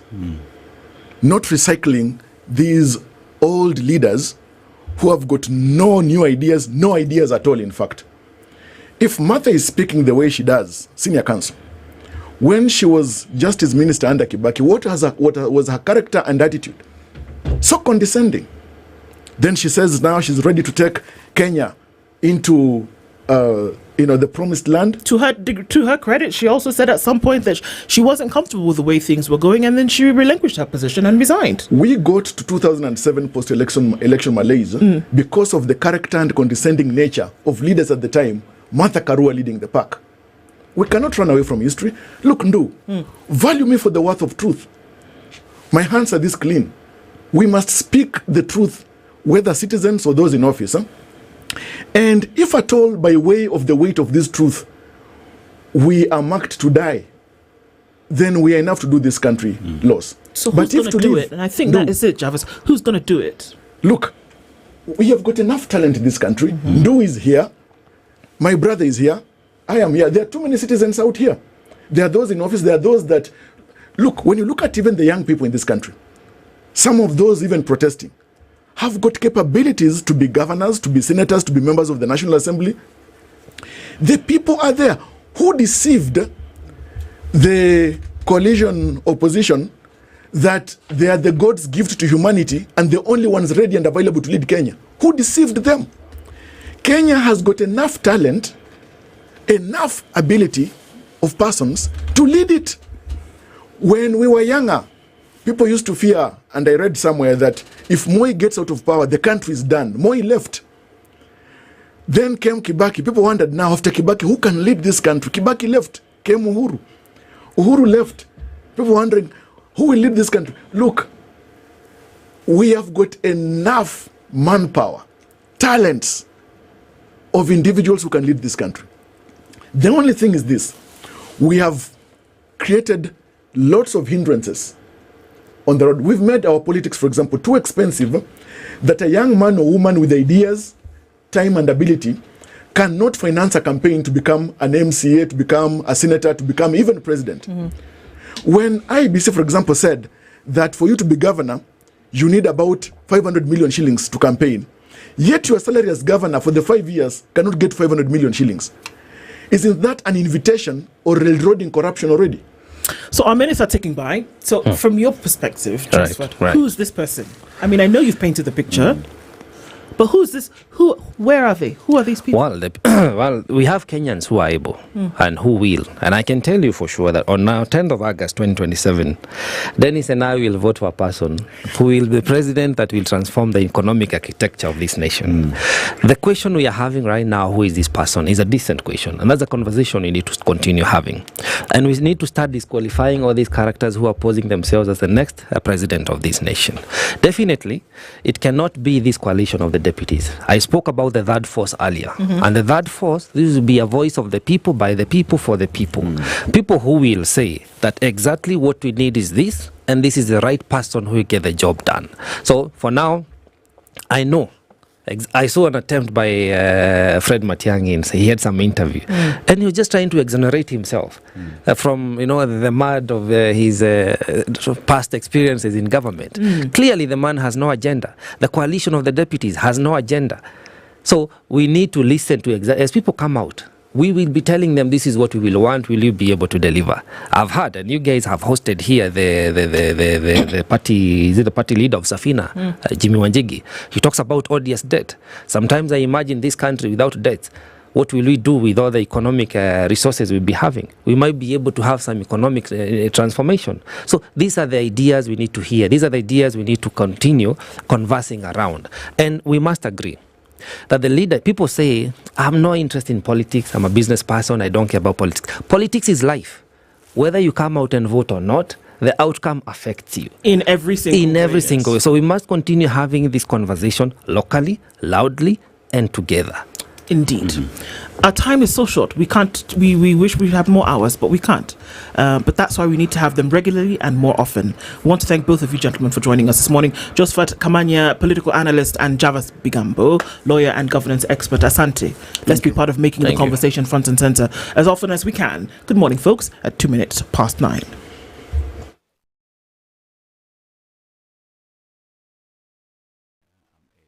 Lisamira. Go-to Secretary General Francis Atwoli has downplayed the political influence of the opposition as their tour of Western Kenya enters Day 2 today. In a statement on Thursday, Atwoli said DCP leader Rigathi Gachagua and his team will need the region's bigwigs or they will lose.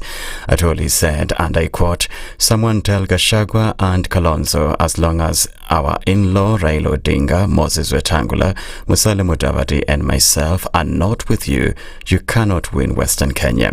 His remarks came as Gachagua, Wiper leader Kalonzo Musyoka, DAP Kenya's Eugene Wamalwa and former Interior Cabinet Secretary Fred Matiang'i made multiple stopovers in Vihiga and Kakamega counties. Speaking in Kakamega, Gachagua called on the Luhya community to liberate itself from ODM leader Raila Odinga. Huyu Kasongo ameulizwa na mtu, wewe Kasongo, Rigiji alikusaidia pale mlimani na kura milioni 4 yote imeenda, utachaguliwa namna gani? Akasema mimi sina wasiwasi, mimi nimejipanga na huyu Tinga. Hii kura ya Mlembe ameniuzia, nimelipa yeye tayari. Nyinyi mumeuzwa na Tinga. Mumeuzwa na Tinga. Mumeuzwa na Tinga. Watu ya Western, tafadhali. Nyinyi mumetafuta serikali miaka mingi kupitia kwa hiyo broker. Nyinyi sasa mchanuke. Nyinyi hamuna watoto wamesoma.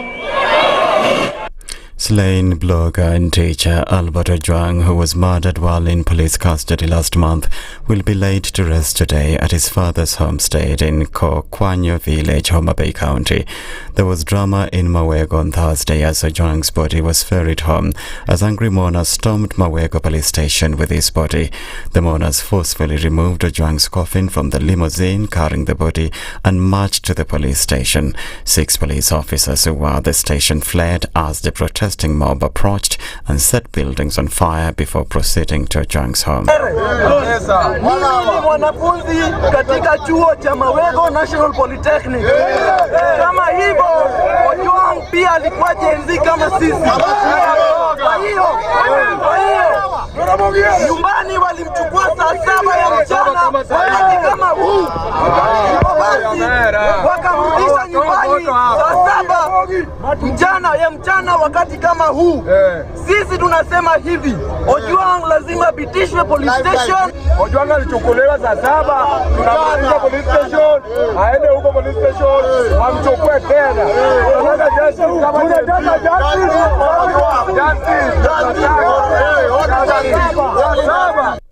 Ojwang was temporarily detained at the Mawego police station before he was transferred to Central Police Station in Nairobi, where he was killed.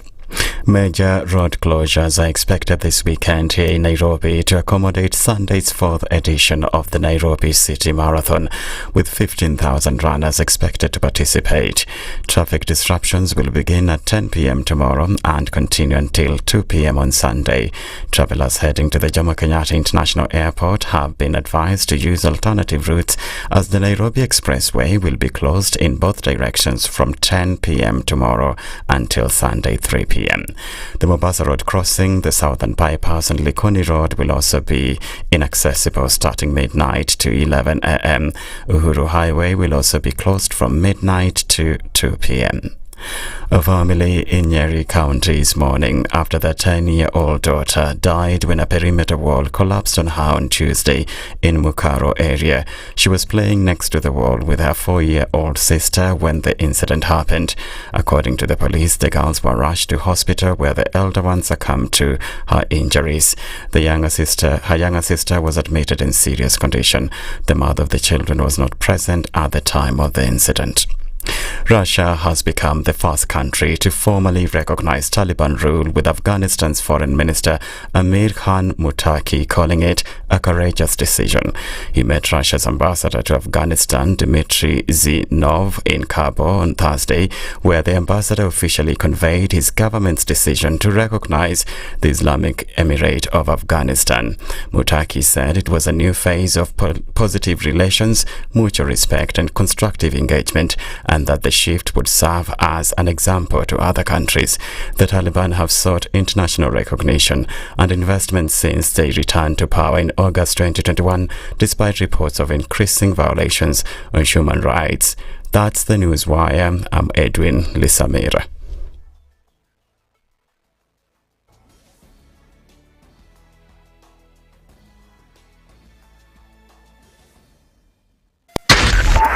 .4 Spice FM, Nairobi. If we just gloss over issues and hope that time heals, then we might find that in generations to come, we might be back at the same situation. And the whole thing is born of stolen elections. Spice. When it comes to the decisions you make, you must be independent. There's no way you can allow one institution to dictate to you how you're going to conduct your operations, how you're going to decide cases. It's a no. When you weaken the institution to the point where they cannot take action, then you realize that politicians have to come up and now start dealing with the issues. That conversation has to die. Our politicians do not like the hard stuff. We must insist on the path of doing things right, whether popular or unpopular. Money changes hands.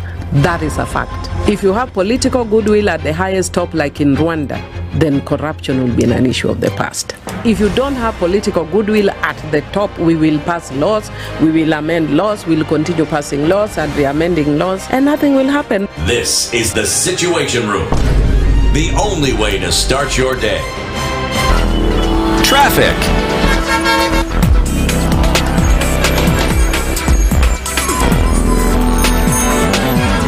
All right, So let's take a look at what's happening with traffic right about now. Busy in the city, getting where you need to go because there's not much of a traffic hold-up.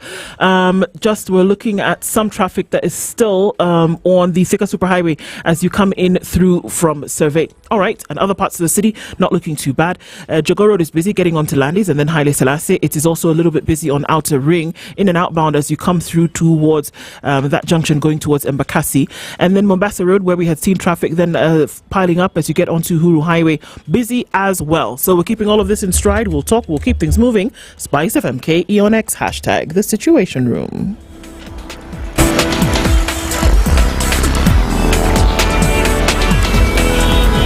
Mature, intelligent talk every morning.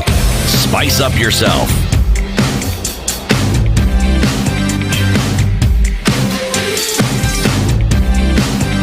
Mornings done right.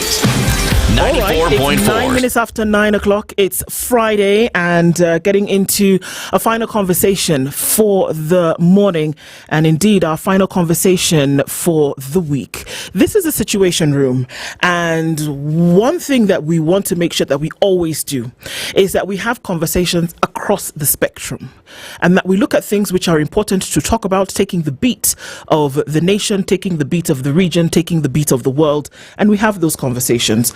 And that is why our next conversation is no different in terms of what it's supposed to do. Our youth perspective conversation this morning is around breaking the bottles, the hidden struggles of youth addiction. And addiction, of course, we know takes on many forms. What we're looking at today is alcohol and drugs. And we're going to share some of those stories. We're going to share the realities. We're going to be real. We're going to have conversations about things that are affecting us today. And to join us to have that conversation today, two lovely folks who are already in the hot seats of the situation room this morning. Wisdom is an artist and a recovered addict. Good morning. Morning. How are you doing? I'm good. You're going to tell us a bit of your story in just a minute. Katha Mwenda is recovery coach and founder of the Sober Living Youth Summit. Katha, good morning. Good morning. How are you? Very well. Glad to be here. Thank you. Thank you for doing this morning and for joining us in this conversation. We're going to get into some of the sicky stuff in just a minute. But Dennis is going to tell us which country he's taking us into in the land of Proverbs. We would like you to interpret that for us, both of you. Okay? Yes, so the country we're going to is in the East Africa region. It is well known for its hills and it's considered to be the heart of Africa.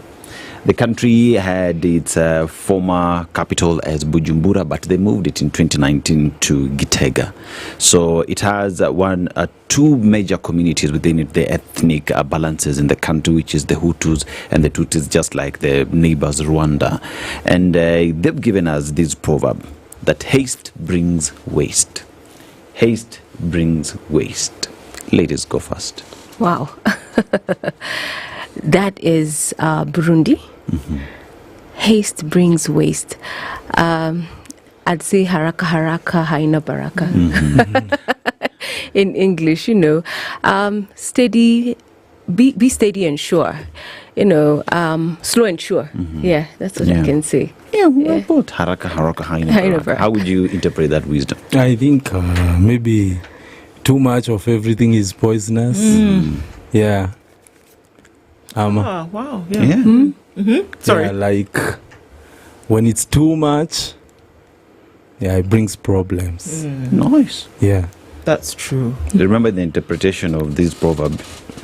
You're never wrong. Cool. Yeah. You're good. So, do you get to interpret it? Who, me? Yes. Yeah. The only way you hear our own interpretation is if you're here at 6 in the morning. 6 in the morning. So that is the only, if you can be here at 6 in the morning, then you can. Okay. But so we're having a conversation around breaking the bottles. And this comes from a place whereby the reality of our times is that there are a lot of drug-dependent existence. There's a lot of drug-dependent existence in our society today. And a couple of days ago, we just read through some notes. And it's and also on X, that people, we know how it is on social media nowadays, and people say, well, give us your experience and I'll give you mine. And people are giving real experiences about how they have to exist in spaces in society today, and which points to a vice. And it points to going down a tunnel that if we don't either close the tunnel or at least reduce the width of it, we're going to get into a very serious issue. And we already are there. And I'll just give you one of those stories. A lady talks about the fact that they went for lunch. You know how you can be in the office? And she's gone for lunch at a kiosk, a kibanda, just down the road. Because as you normally do, take a walk, have lunch, come back. But the thing that you're ordering nowadays is not your ugali and beef. It is not your chapati and stew. It's a quarter of a bottle of something, or half a bottle of something. And that's what you're going to have for lunch to then bring you back to the office. So you're operating on a buzz the whole day. And not just tipsy, but drunk. And then when you get out of the office, you're finishing that off with an evening. So every day, you're drinking, or on drugs, or smoking weed or marijuana. That we're getting to the spot where a lot of people, that you may see them, but there's a glaze over their eyes. And we can't operate outside of that space anymore. Does that sound familiar, Wisdom? Yes, it's so familiar because to start with my situation, I think I was incapable of being productive without taking alcohol. I couldn't do anything, not even taking a shower.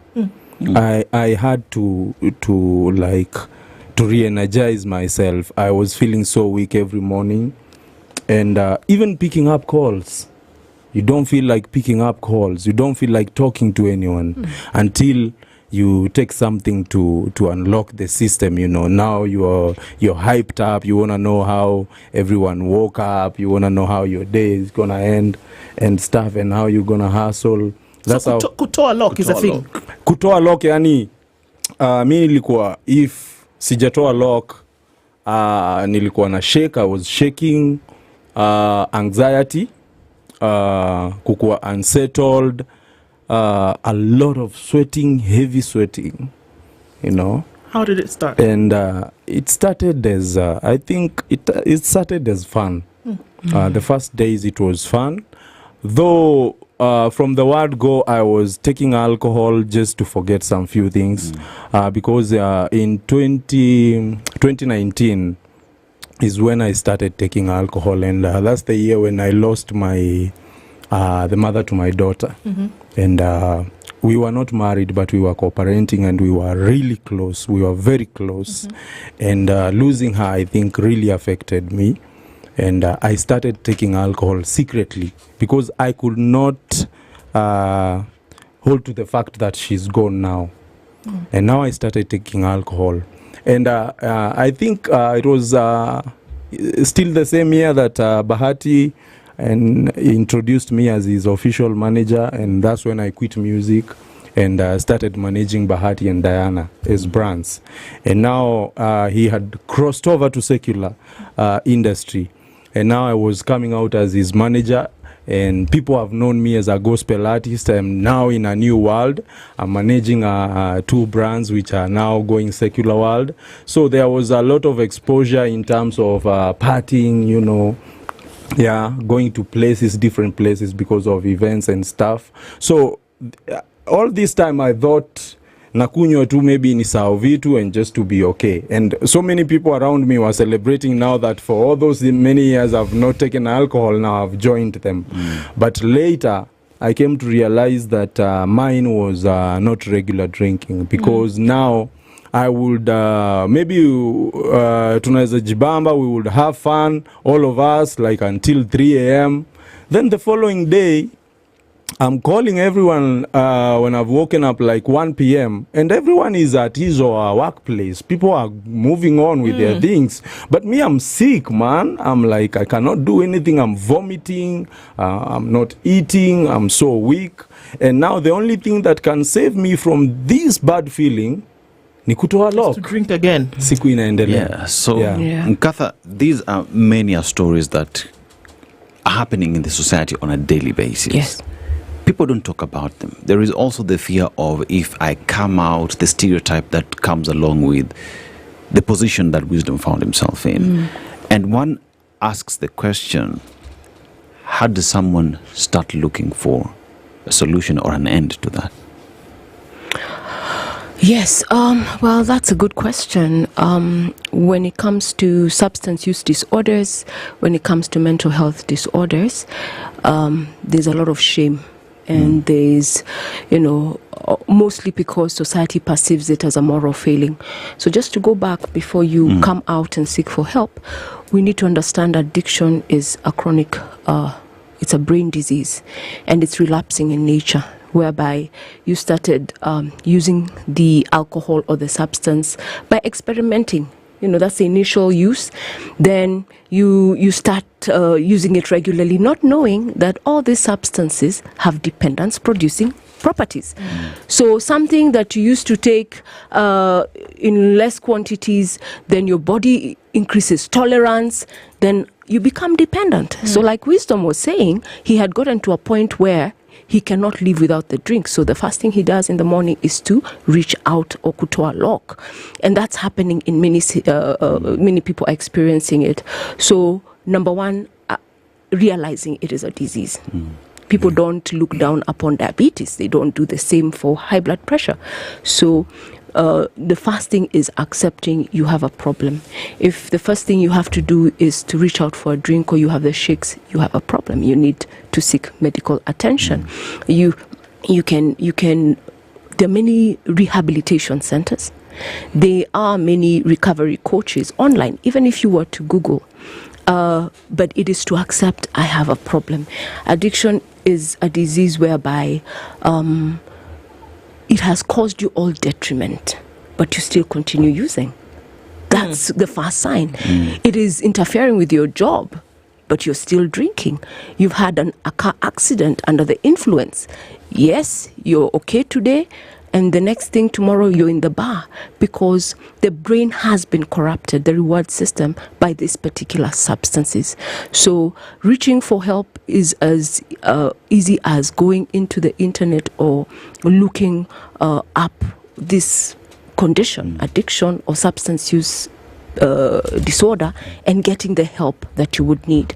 Allow me also to mention, because of shame and stigma, we have also changed the terminologies we are addressing persons with a substance use disorder. Many a times we'll use words like addict, drunkard, but then that makes it even worse because it's derogative. So we are using words like a person living with an alcohol use disorder because they're not able to control their alcohol when they use. You go into a bar setting or even in the home, someone who has no control is the one who they will say, let me have one glass or two, but they end up drinking the whole bottle, and they didn't intend to drink the whole bottle. In fact, they went there saying, I'll have one or two, but the next thing is either they've blacked out or they've drunk too much. And if you ask them really what happened, is that they didn't have control. They were just looking to satisfy or to feel, some gap, but the body was just asking for more because their tolerance has increased. So help, you need to seek out for help. You need, because an addiction or a substance use disorder is just a symptom of an underlying issue. There must be something happening. The alcohol, the substance is just like medicine. So what is it that you're trying to deal with? So Wisdom, did you feel like you were dulling the pain with the alcohol that you were taking? Did you feel better in the moment when you drank? Yes, at that moment someone feels relieved, but the problem is that after taking the alcohol and it's the following day you're sober, the problems are still there. Whatever you are worrying about, whatever that you have not fixed, the problems are still there. But as my sister here is saying, it's so hard to come out of it. But let me ask you, you woke up in the morning, in a few minutes or whatever time you woke up in the day, and in those moments, you realize that the problems are still there. Isn't it? Yes. You know that. Yes. And at that moment, you are in control. Yes. You know Yes. Okay, hang on. So I've had a blast of a night, and I'm waking up with this jarring headache, whatever the case may be. But my issue, I still feel the pain. I still miss the mother of my child. I still wish that she was alive, right? In that moment, you're in control of your thoughts, and you're thinking, the next thing for you to take away that pain that you're feeling is to still have a controlled thought that you want to go and have a drink so that you can dull the pain again. At that moment, do you imagine that you going and drinking to the point where you get drunk again is bad for you?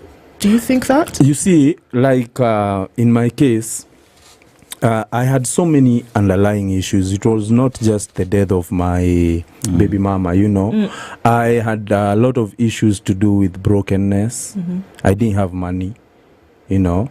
So waking up in the morning with like 500 shillings, the first thing to think about is maybe to spend a half thinking about how I will be able to hustle. You know, and maybe to answer your question about being in a good state of knowledge to understand that you're in a fix and you can pull yourself out of it. The reason why it's so hard, mostly people who surround us when we are in those problems, they downplay our problem. They downplay the problem and the issue. Itaisha tu, sijaliwe tulia. And you see, I used to open up. I won't mention names, but I opened up to a few people who are very close to me, family members, friends, and some bosses. Yeah, like naenda meeting kabisa. Ni aje bosi man, I need to talk to you. We need to have a conversation. Wiz, come to the office. Then I come and I'm like, ABCD man, me I'm not okay. Yeah, I'm stressed, I'm depressed. Ai, uko depressed aje? Chiki vile unakaa star. Wewe ni jina kubwa. Umeweza. Umefungiwa nyumba, zi. Umekosa chakula, zi. Umetembea mguu, zi. Unajua kuna watu wangapi wako ICU wanalilia life yao. Wewe nini inakustress?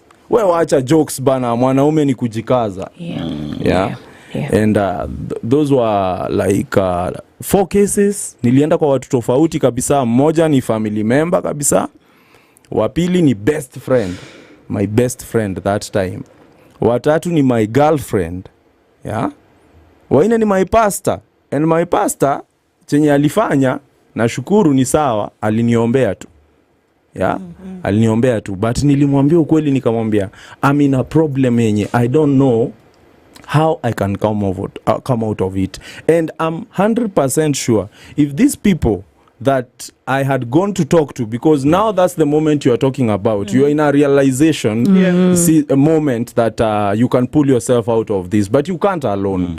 Now these people, if these people listened to me, I'm sure I wouldn't have ended up to a rehabilitation center. I was in a position where I was ready for help and to be guided.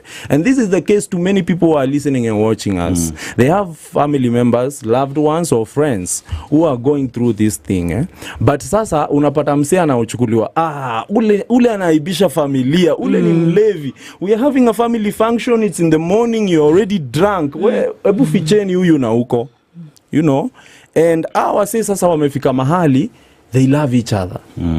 The drunkards, the addicts, they really love each other. They care about each other like ulifika home, have you woken up?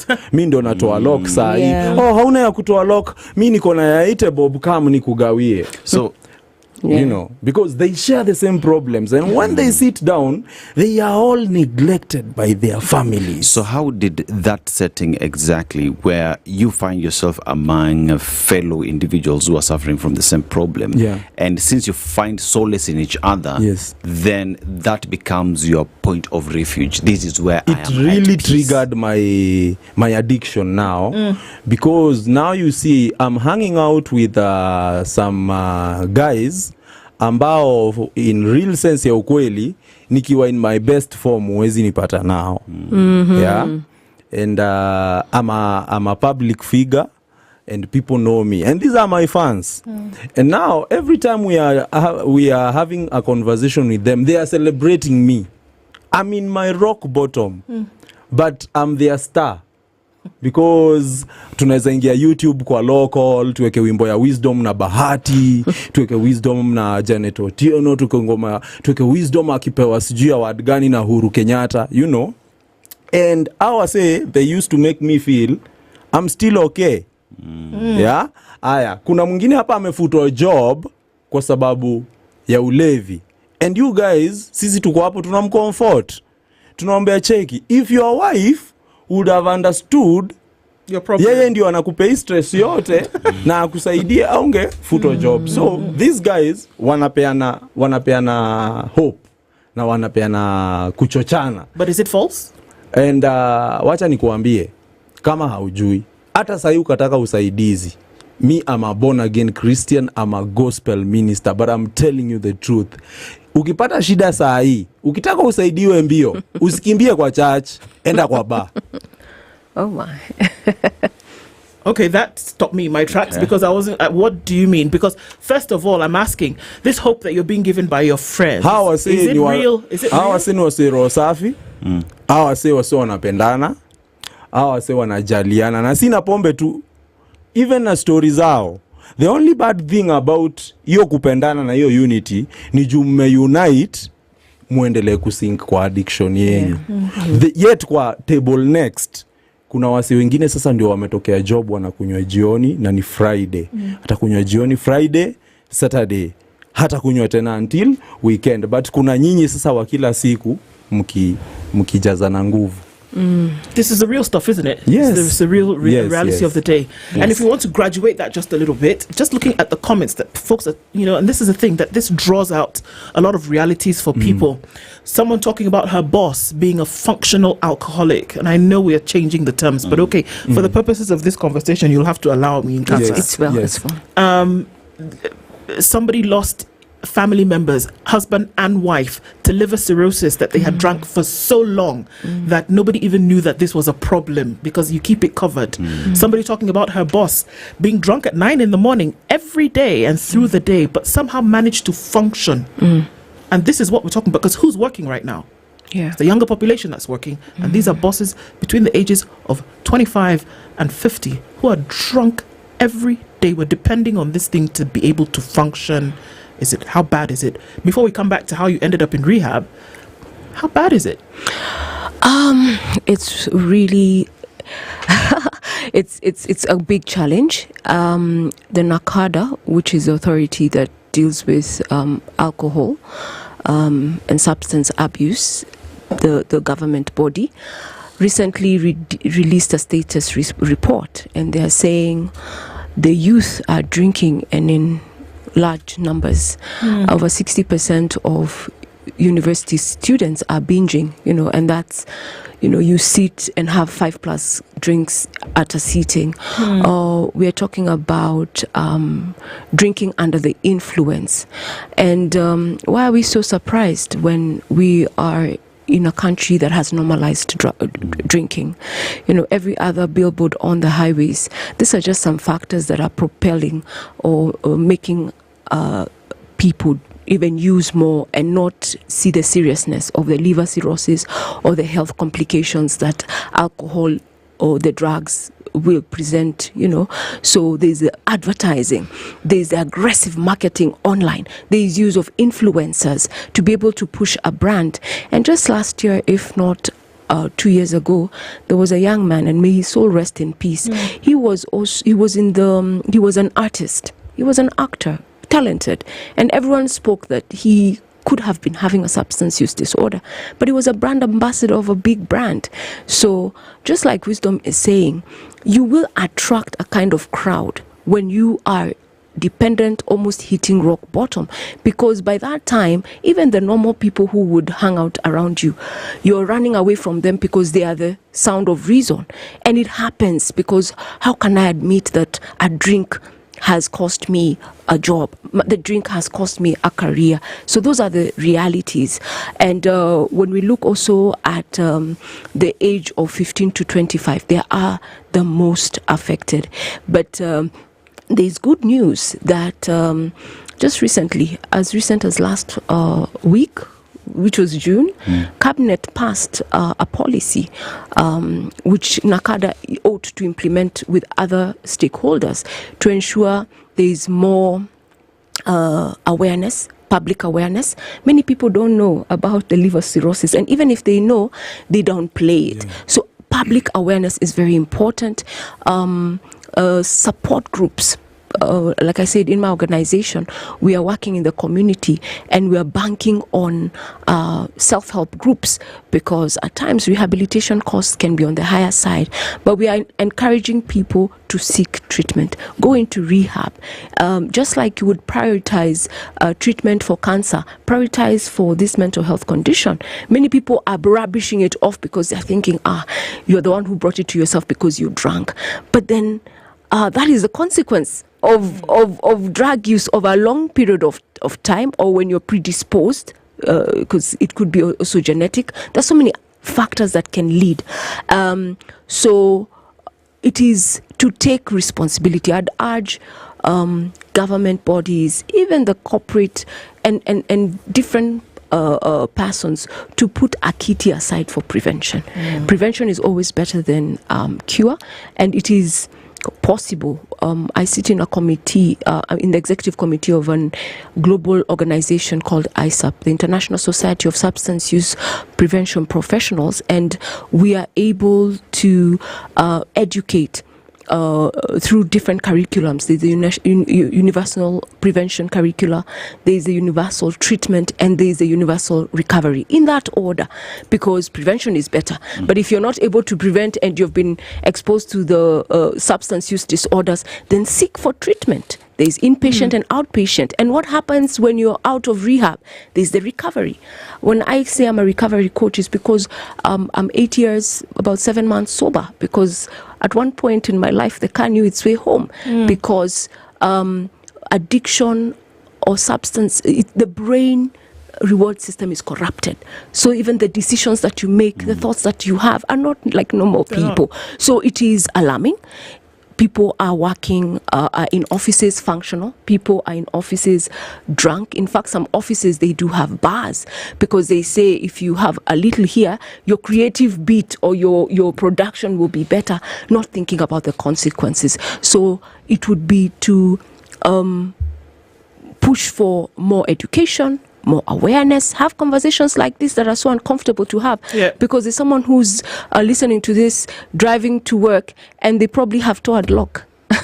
They probably are wondering, oh my goodness, they're talking about me. You mean I have a problem? People don't know they have problems. And I think that's what I wanted us to get into. Let's take a break and we'll do that coming back, because here we are talking about these interventions like rehab. We're talking about seek help.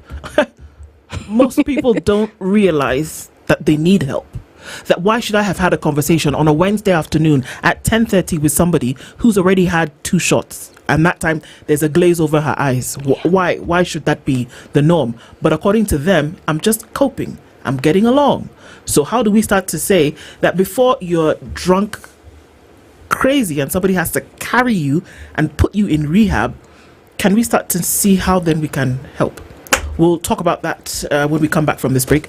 Wisdom and Katha Mwenda are here with us this morning, and we are looking into essentially breaking the bottle. How do we get away from this space whereby we have so many people who are functioning as, functioning alcoholics today, and we're not even embracing, talk less of looking for the solutions? That's our youth perspective conversation this morning. We'll come back after this break. It's 24 minutes to 10. We'll continue after this.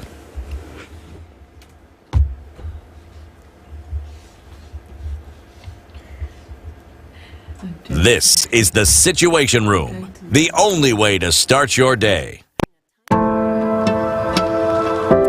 The Ministry of Health is conducting a typhoid and measles rubella vaccination campaign in all the 47 counties from 5th to 14th July 2025. The typhoid vaccine will be administered to children aged 9 months to 14 years. The measles rubella vaccine will be administered to children aged 9 months to 5 years. These vaccines are safe, effective, and available free of charge at all health facilities, schools, markets, and places of worship near you. Typhoid is a serious disease that spreads through contaminated food and water. Maintain safe water and sanitation even after receiving the typhoid vaccine. Measles is highly contagious. It can cause severe complications and even death. Vaccination against measles offers the best protection against the disease. Let's protect our children from typhoid and measles rubella. This message is brought to you by the Ministry of Health in collaboration with UNICEF and the World Health Organization. Sunny conditions in Nairobi, or partly sunny conditions at 17. It is 18 and sunny into Nakuru, while at 16 it's cloudy in Nyeri. Eldoret at 18 is sunny, and it's 25 and sunny into Mombasa, with sunny conditions at 26 in Malindi. 24 and sunny in Kisumu, while Kakamega at 22 is sunny. Kampala sunny at 21, and Dar es Salaam at 25, sunny as well. 16 degrees and sunny looking into Johannesburg, while Mogadishu at 27 is sunny. Addis is rainy still at 16, cloudy at 26 into Lagos, while at 23 it is sunny into Kinshasa. We'll see a 33 and sunny Beijing going into Friday afternoon, and it is 18 and sunny in Paris, with cloudy conditions at 18 in London. It's clear in New York at 21.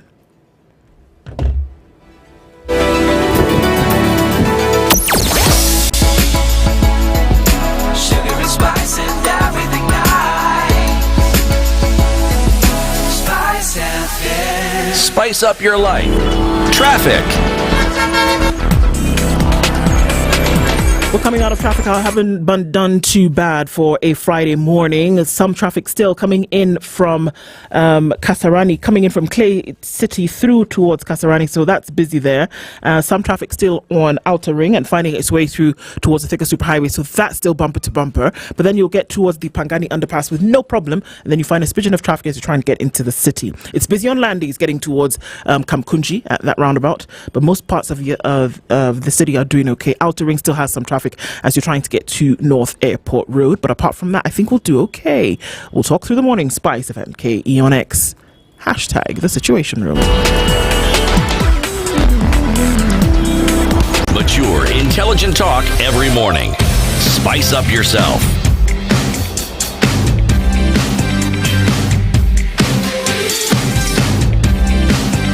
Mornings done right. 94.4 Spice FM. Of youth addiction and addiction in general.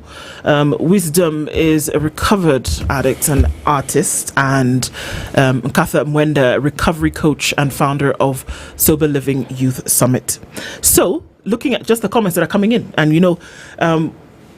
Wisdom, when did you get to the point whereby you realized, okay, this cannot be a me and my friends conversation about you'll do better tomorrow and the sun will shine at the end of the day? When did it become, I need help to be able to get out of this thing? The moment, I think it's when I started, what is it called? Is it conversing or fainting? Yeah, I started conversing. And I would just fall off. I would just faint kama sijakunywa. So nisipotoa lock, let's say I've woken up at 7 a.m. Nisipotoa lock by 11, 12 naanguka. Yeah. Literally, you would faint? Yes. Yes, I would faint. Literally. The system would lock down. So the first time I fainted, I was taken to a rehabilitation center, iko hapo Thika Road, and I was taken there for 10 days. I think it was 10 or 13 days. So nilifanyiwa kitu inaitwa detoxification. So nikafanyiwa detox. Then I came back home. Now coming back home, I didn't take alcohol for 2 weeks because I was under some few medications. There are those medications that are used to, I don't know, maybe to trick your dopamine and feel like you're high, So they were really helping me because I was feeling high. So vile dawa ziliisha after 2 weeks, I wanted more medicine. So when I went for more medicine, they told me it's impossible. So mi nikaingia kwa local. Yeah. And I got back to my day-to-day life ya kukunywa again. Now, I'm taking alcohol now in full knowledge that I cannot do without it. It's either I quit, I be taken to a facility. Now it's in my knowledge now that I cannot help myself. I cannot pull myself out of this thing by myself. No, but in this case, when you were, so you went to, just a few steps back for us to be able to understand this. The drinking was so much, you went to a facility at some point. They gave you this detox. What did they do? The detox, right? Yeah. So you were on detox for a while. You get the nice feeling. You're okay. So it mimics the alcohol, right? So after some time, medicine has ended. You say, no, I want that feeling back. I wanted more medicine. But they're not giving you more medicine. Yes. So you say the only way to get this high feeling is to go and get some more alcohol. Now you see my guys are waiting for me in the hood. They're like, man, 2 weeks, ni sana mas. They come to go and get cheers. It's been 14 days you've been sober. We need to celebrate this. To celebrate your soberness. Yes. With some alcohol. Yes. Okay. And so now at that I went point, back.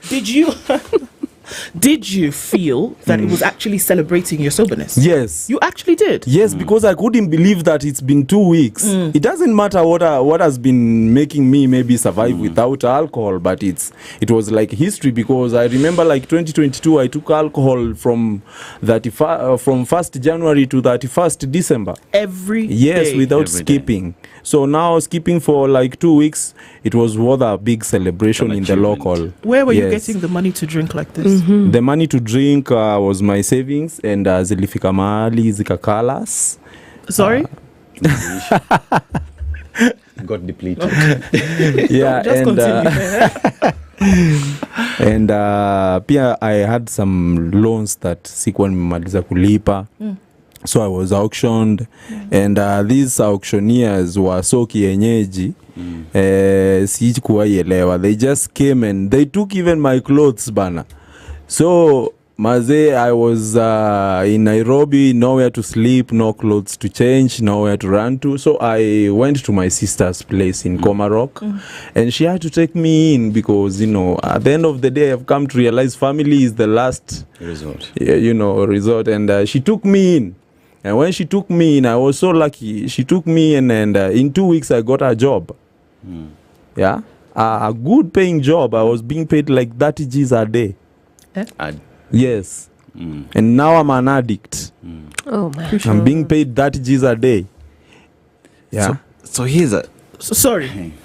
So did you go back to drinking with this 30,000 shillings? Now, the reason why I couldn't get enough time to drink, it's not about going back. It's now the time, because now I'm busy. I'm waking up at 5 a.m. I'm coming back home at 11 p.m. I have to wake up the following day, same time. So I'm coming home with a lot of cash, no time to take alcohol. So I come with a mzinga. Yeah, nikifika mtaani, piga. Idoze. Nikiamka itoa lock, get job. So wakati hiyo job iliisha, I had money, but I didn't have time to look for a house, time to buy new things, time to buy clothes. I didn't have that time, because now I was like running crazy. I think an addict is someone who is not stable mentally, because the kind of decisions I made with that money, I didn't even buy myself a shoe. Yes, over 2 million shillings. I don't know if it's low self-esteem or something. Now you want to be people pleasers, I will go to a bar, nasema bar irudishwe mlango, watu wako ndani wakunywe, and I don't know them, siwajui. I remember 30,000 that you were being paid. Yes, a day. I remember it all. Yeah, there's a time I went home, Ushago. I come from a place called Mwea. In a place called Ndingine, and it's a small shopping center. And now, juu ya addiction, nimefika Mwea 1 p.m. Nimefika kwa shopping center, sijafika home. My mom, neighbors ndo wanamwambia, your son is around. He came at 1 p.m. and now it's 8 p.m. but she has not seen me. So she would come for me at the shopping center, find me at the bar. The whole village is in the bar. Everyone is taking alcohol. My bill is paying. My bill is over 17,000, bro, and it's home. Village, yeah. Even the owner of the bar is calling me from Nairobi. He's like, man, thank you so much. We've never had we've never Such seen big sales, yes, such a big sale, you know. And I think nearly threw away everything. And the moment I was noticing that sina do niko na 100k, and now nataka kujipanga na hii 100k kwa maisha, how ndio nipange how I will be able now to put myself together with this 100,000. I have to sit down and drink and plan. So even the 100k still is being drunk. It's planning finances, bro. So nikiplan I think imebaki kama 40k, nikatumia mamangu 20k. Now kwa ile pesa hajaiona, because I'm going home, I'm paying kwa bars bills za 25,000. Mamangu hata time ya shopping sijamfanyia, sija get time ya kusimama kwa you know. And now sasa imebaki 20k nimempea. After 4-5 days ile 20k nampigia anitumie 500 nitoe lock, and I'm done. And now I went crazy, and that's when I attempted to commit suicide. So you knew at some point that this behavior was bad for you. Yes. You knew. Yes. To take your own life was at the point you now said, okay, guys. You see, now taking my own life was something I had never thought about, and up to today, I've never come to terms to understand what really made me make that decision, because it was not a mock. Yeah. It's something that I had decided, because now there's this day I wanted to call my friend. I didn't have airtime, so I was in town. It's getting late. I don't have anywhere to go to. I called my friend, and he told me to go to his place in Roysambu. So when I went, you know, he's a bachelor. Nikapata mazee akona kamdenge, you know. And he was with a girl, you know. He had a girlfriend. We're doing this, all right. Yeah. You see, I'm looking at my interpreter and I'm like, bro, unaniangusha. She gets it. Okay. Just continue. So my friend alikuwa na kamdenge, and the kamdenge kakasema she's not comfortable me being there, and you know it's like 3 a.m. So I was kicked out. And I walked from Safari Park Gardens Estate to Roysambu, 4 a.m. I found some guys playing pool table there at the stage. And nika chill hapo kwa pool table until kitu 4:35 a.m. So 5 a.m. I crossed over to Super Highway Thika Road hapo Roysambu. Nikasikia tu gari zinasema Mwea Embu, nikaingia. So I went home. I went to my mom's place. Now, vile nifika home, sijakuja na anything. I don't have money. I don't have clothes to change. I don't have anything. Ni kuenda kwa soko. Wale watu nilikuwa nanunulia sasa na waomba wanibaie. Yeah. So now people would talk about me. People would discuss me. I think hiyo sasa ilinimaliza juu sasa watu wa ushago wako, Wisdom. Wisdom alichizi. Wisdom si nimembaia kikombe jana. Kikombe ya 30. Wisdom anakula mogoka. And now nikaanza kufeel, sasa ni wapi naweza enda? Nairobi, it's done for me. Home, it's done for me. So I looked for a rope, and I decided that ningoje giza ingie, then home niende nipande juu ya mti, nifungilie hiyo kamba. I tie the rope over there, then put the nini on my neck, then nijiachilie. So nikapanda juu, nika tie the rope over there na nikapanda juu ya mti. So nikiwa juu ya mti, you see my mom is in the house with my uncle and my aunties. They don't know, wanajua tu nimechili nje. Now there's a cousin of mine anaitwa Michael. By the way, big up Michael sana, Michael Moli. Because alikam akitaka kujua nimeshindaje. Now he's a boda guy. Yeah. So ile boda ilimulika boma. Akaniona niko juu ya mti na kamba. So aliachilia bodaboda akapiga nduru, watu wakatoka nje wakapanda juu kunitoa. So wakati sasa nilitolewa, that's when now I was like, tomorrow I have to go back to Nairobi. But now I'm telling them I'm okay, but I'm going to Nairobi to nobody because nimekimbia hiyo Nairobi. Now I came back. So when I came back now, nikaanza kukunywa saa zile pombe cheap inaitwa Morambe. Morambe is Moratina. Yeah, unaweza get na 25 shillings, 20 bob. So nikaanza kukunywa hiyo because I knew hiyo siwezi kosa, ndapata mtu kwa phone book nimeomba 200 shillings. Nikaanza kukunywa hivyo. Now wakati wenye sasa nilianza kuanguka nao, nilianguka nikangoka meno 3. Yeah. Meno zikangoka, and I slit my tongue halfway. with my teeth after I fainted. Now that's when I was taken to a hospital here in Pangani. Sasa hiyo ndio siku, that is the day I knew sasa nataka kujua my situation ya mwili yangu. So that's when I was taken for a CT scan. Yeah, and they found out that my liver had bulged to the maximum. And you see, I was wondering why nimeanza kukua mweupe. I had started getting lighter, you know, like people were telling me you're looking umekuwa mrembo. And kumbe it's my liver, guys. Yeah. So ndio tukapata liver yangu imebulge and tukapata intestines zangu zimeshrink. Wow. So ndo maana siwezangi kukula. It was so hard for me to take food, to eat food, to eat well. So after that, ndio sasa wali decide nipelekwe rehab, but nikakataa. So nikarudishwa home. When I was taken back home, after nimelala hospitali for 4 weeks, my guys came for me to celebrate. So we went and celebrated again. So yes, with the realization that your liver was about to burst. Yes. Yeah. So here is a question where he's given his story, the entire journey, and now there is those who know they have a problem, don't know how to go about it, those who do not know they have a problem. And there is rehab and the cost of it, which again is an impediment for individuals who want to seek help. Yes, that's a perception that it's an impediment. But is there anything that you can put? Is there a cost to your life? So just like people will, okay, SHA is covering rehabilitation if that's something to go by, because it is a mental health condition. So it is to seek help. He was not living in isolation. So most people who are inactive or have a substance use disorder have family, have friends. And they're the ones who also are affected the most, because if it is in a household and it's a husband or it's a son or a daughter, they're already looking for ways their loved one can get help. So they are already looking. They're already looking.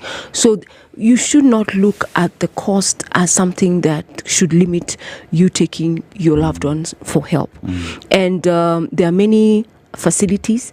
There's an association called APRAC, Association for Prevention and Rehabilitation Association of Kenya, which is an umbrella body for all rehabs in Kenya. There are about 200. Make sure that it's an accredited facility, meaning it is giving you the right treatment. For us as an organization, Graceful Youth Recovery Youth Center is to link you to treatment, So don't look at the costs. It varies, yes, but a life has to be saved. And then it's also important to, like I said earlier, education, awareness, because people are stuck. Now that I have a substance use disorder or a behavioral disorder, where do I go for help? Many people think of Mathari and their reputation already is stigmatizing, and you're already saying, I don't want to go there because of.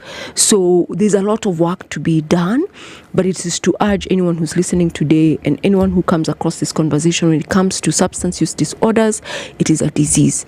It's a chronic brain disease. That's why the decisions the person is making don't make sense. Therefore, they need help. In fact, studies show exposure to these substances can lead to a mental health condition, or a pre-existing mental health condition can lead you to substance use. So there's comorbidity as well. So it's an area that has to get all the attention it needs. Mental health awareness is key when it comes to substance use, prevention, treatment, and recovery support should be a priority for government. Already through the NACADA, they are doing the enforcement, they are doing what they can do, but we need to amplify that. There should be no shame with having such a condition. What we would need to look forward to is your recovery. Your recovery. So culturally, in the community, we're the ones who stigmatize those people, especially in families. You're like, how can you be associated with? And they even call them the black sheep and all that. So let's stop branding people. Addiction can affect anybody. It does not discriminate. I remember at one point, and maybe I digress, but there's a time we used to have a president, and he would trend at most times, a former president, to be clear. And whenever he would speak, then he would trend, and people would, make allegations of what he was going through. Or even some leaders will write and they're like, hey, that one is not sober. Because Kenya has this as a big elephant. It's the elephant in the room. Then we need to do all we can. I can also mention that in October, some organizations have come together in Africa and in Asia to have the first ever summit where it brings the global south affected by drug and substance use. And what we are calling it is the Afri-Asia Drug Prevention and Treatment Summit that helps us have conversations. Recently, we had the IDADA, which is the International Day Against Drug Abuse and Illicit Trafficking. It was on the 26th of June. And the United Nations UNODC was able to launch a world drug report. And when you look at those figures, the emerging drugs, when you look at marijuana and all these synthetic drugs, many people are using. And that's why this year's theme was the evidence is clear that people are obviously using. So what do we need to do? Invest in prevention. As governments try to address the crime, because most of these substances that are being used are illicit, are the narcotics that are illegal, but then are the ones that are being used very easily by the youth and by the societies all over the world. So we need to do something about it. And we also have, I have to also applaud NACADA. They trained us as recovery coaches. They do have a course for people in recovery. Anyone who has been sober for a year and above can come and get some skills on how you can be able to be a support system in your community. Like Wisdom is saying, most of the people who are affected or keep relapsing or are stuck there, it's because of the people they are hanging around by. And human nature is to want people around you. But how are you able to disassociate from the people, places, and things, or the triggers that led you to addiction? And that's where recovery coaching comes in. That's where a support system comes in. We add churches, and churches, faith-based, all these people in the community to open up their spaces so that we can be able to address this issue. Indeed. Yeah, 14,000 people die every day because of alcohol-related. In the world, about 3 million. So instead of counting or being a statistic, because that is someone who's affected a family, a community, then we need to really invest in prevention, and there are solutions. And also normalizing these conversations.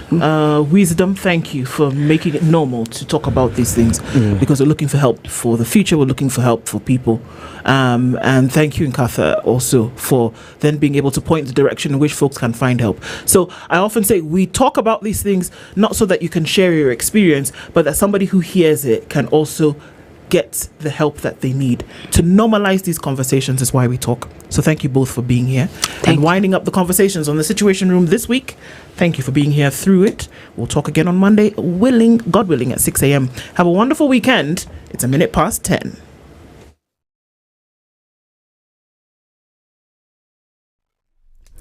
Good morning. This is the Newswire. I'm Edwin Lisamira. The High Court in Eldoret is due to sentence a self-confessed serial killer today, accused of killing 5 minors in Moy's Bridge, Uasin Gishu County.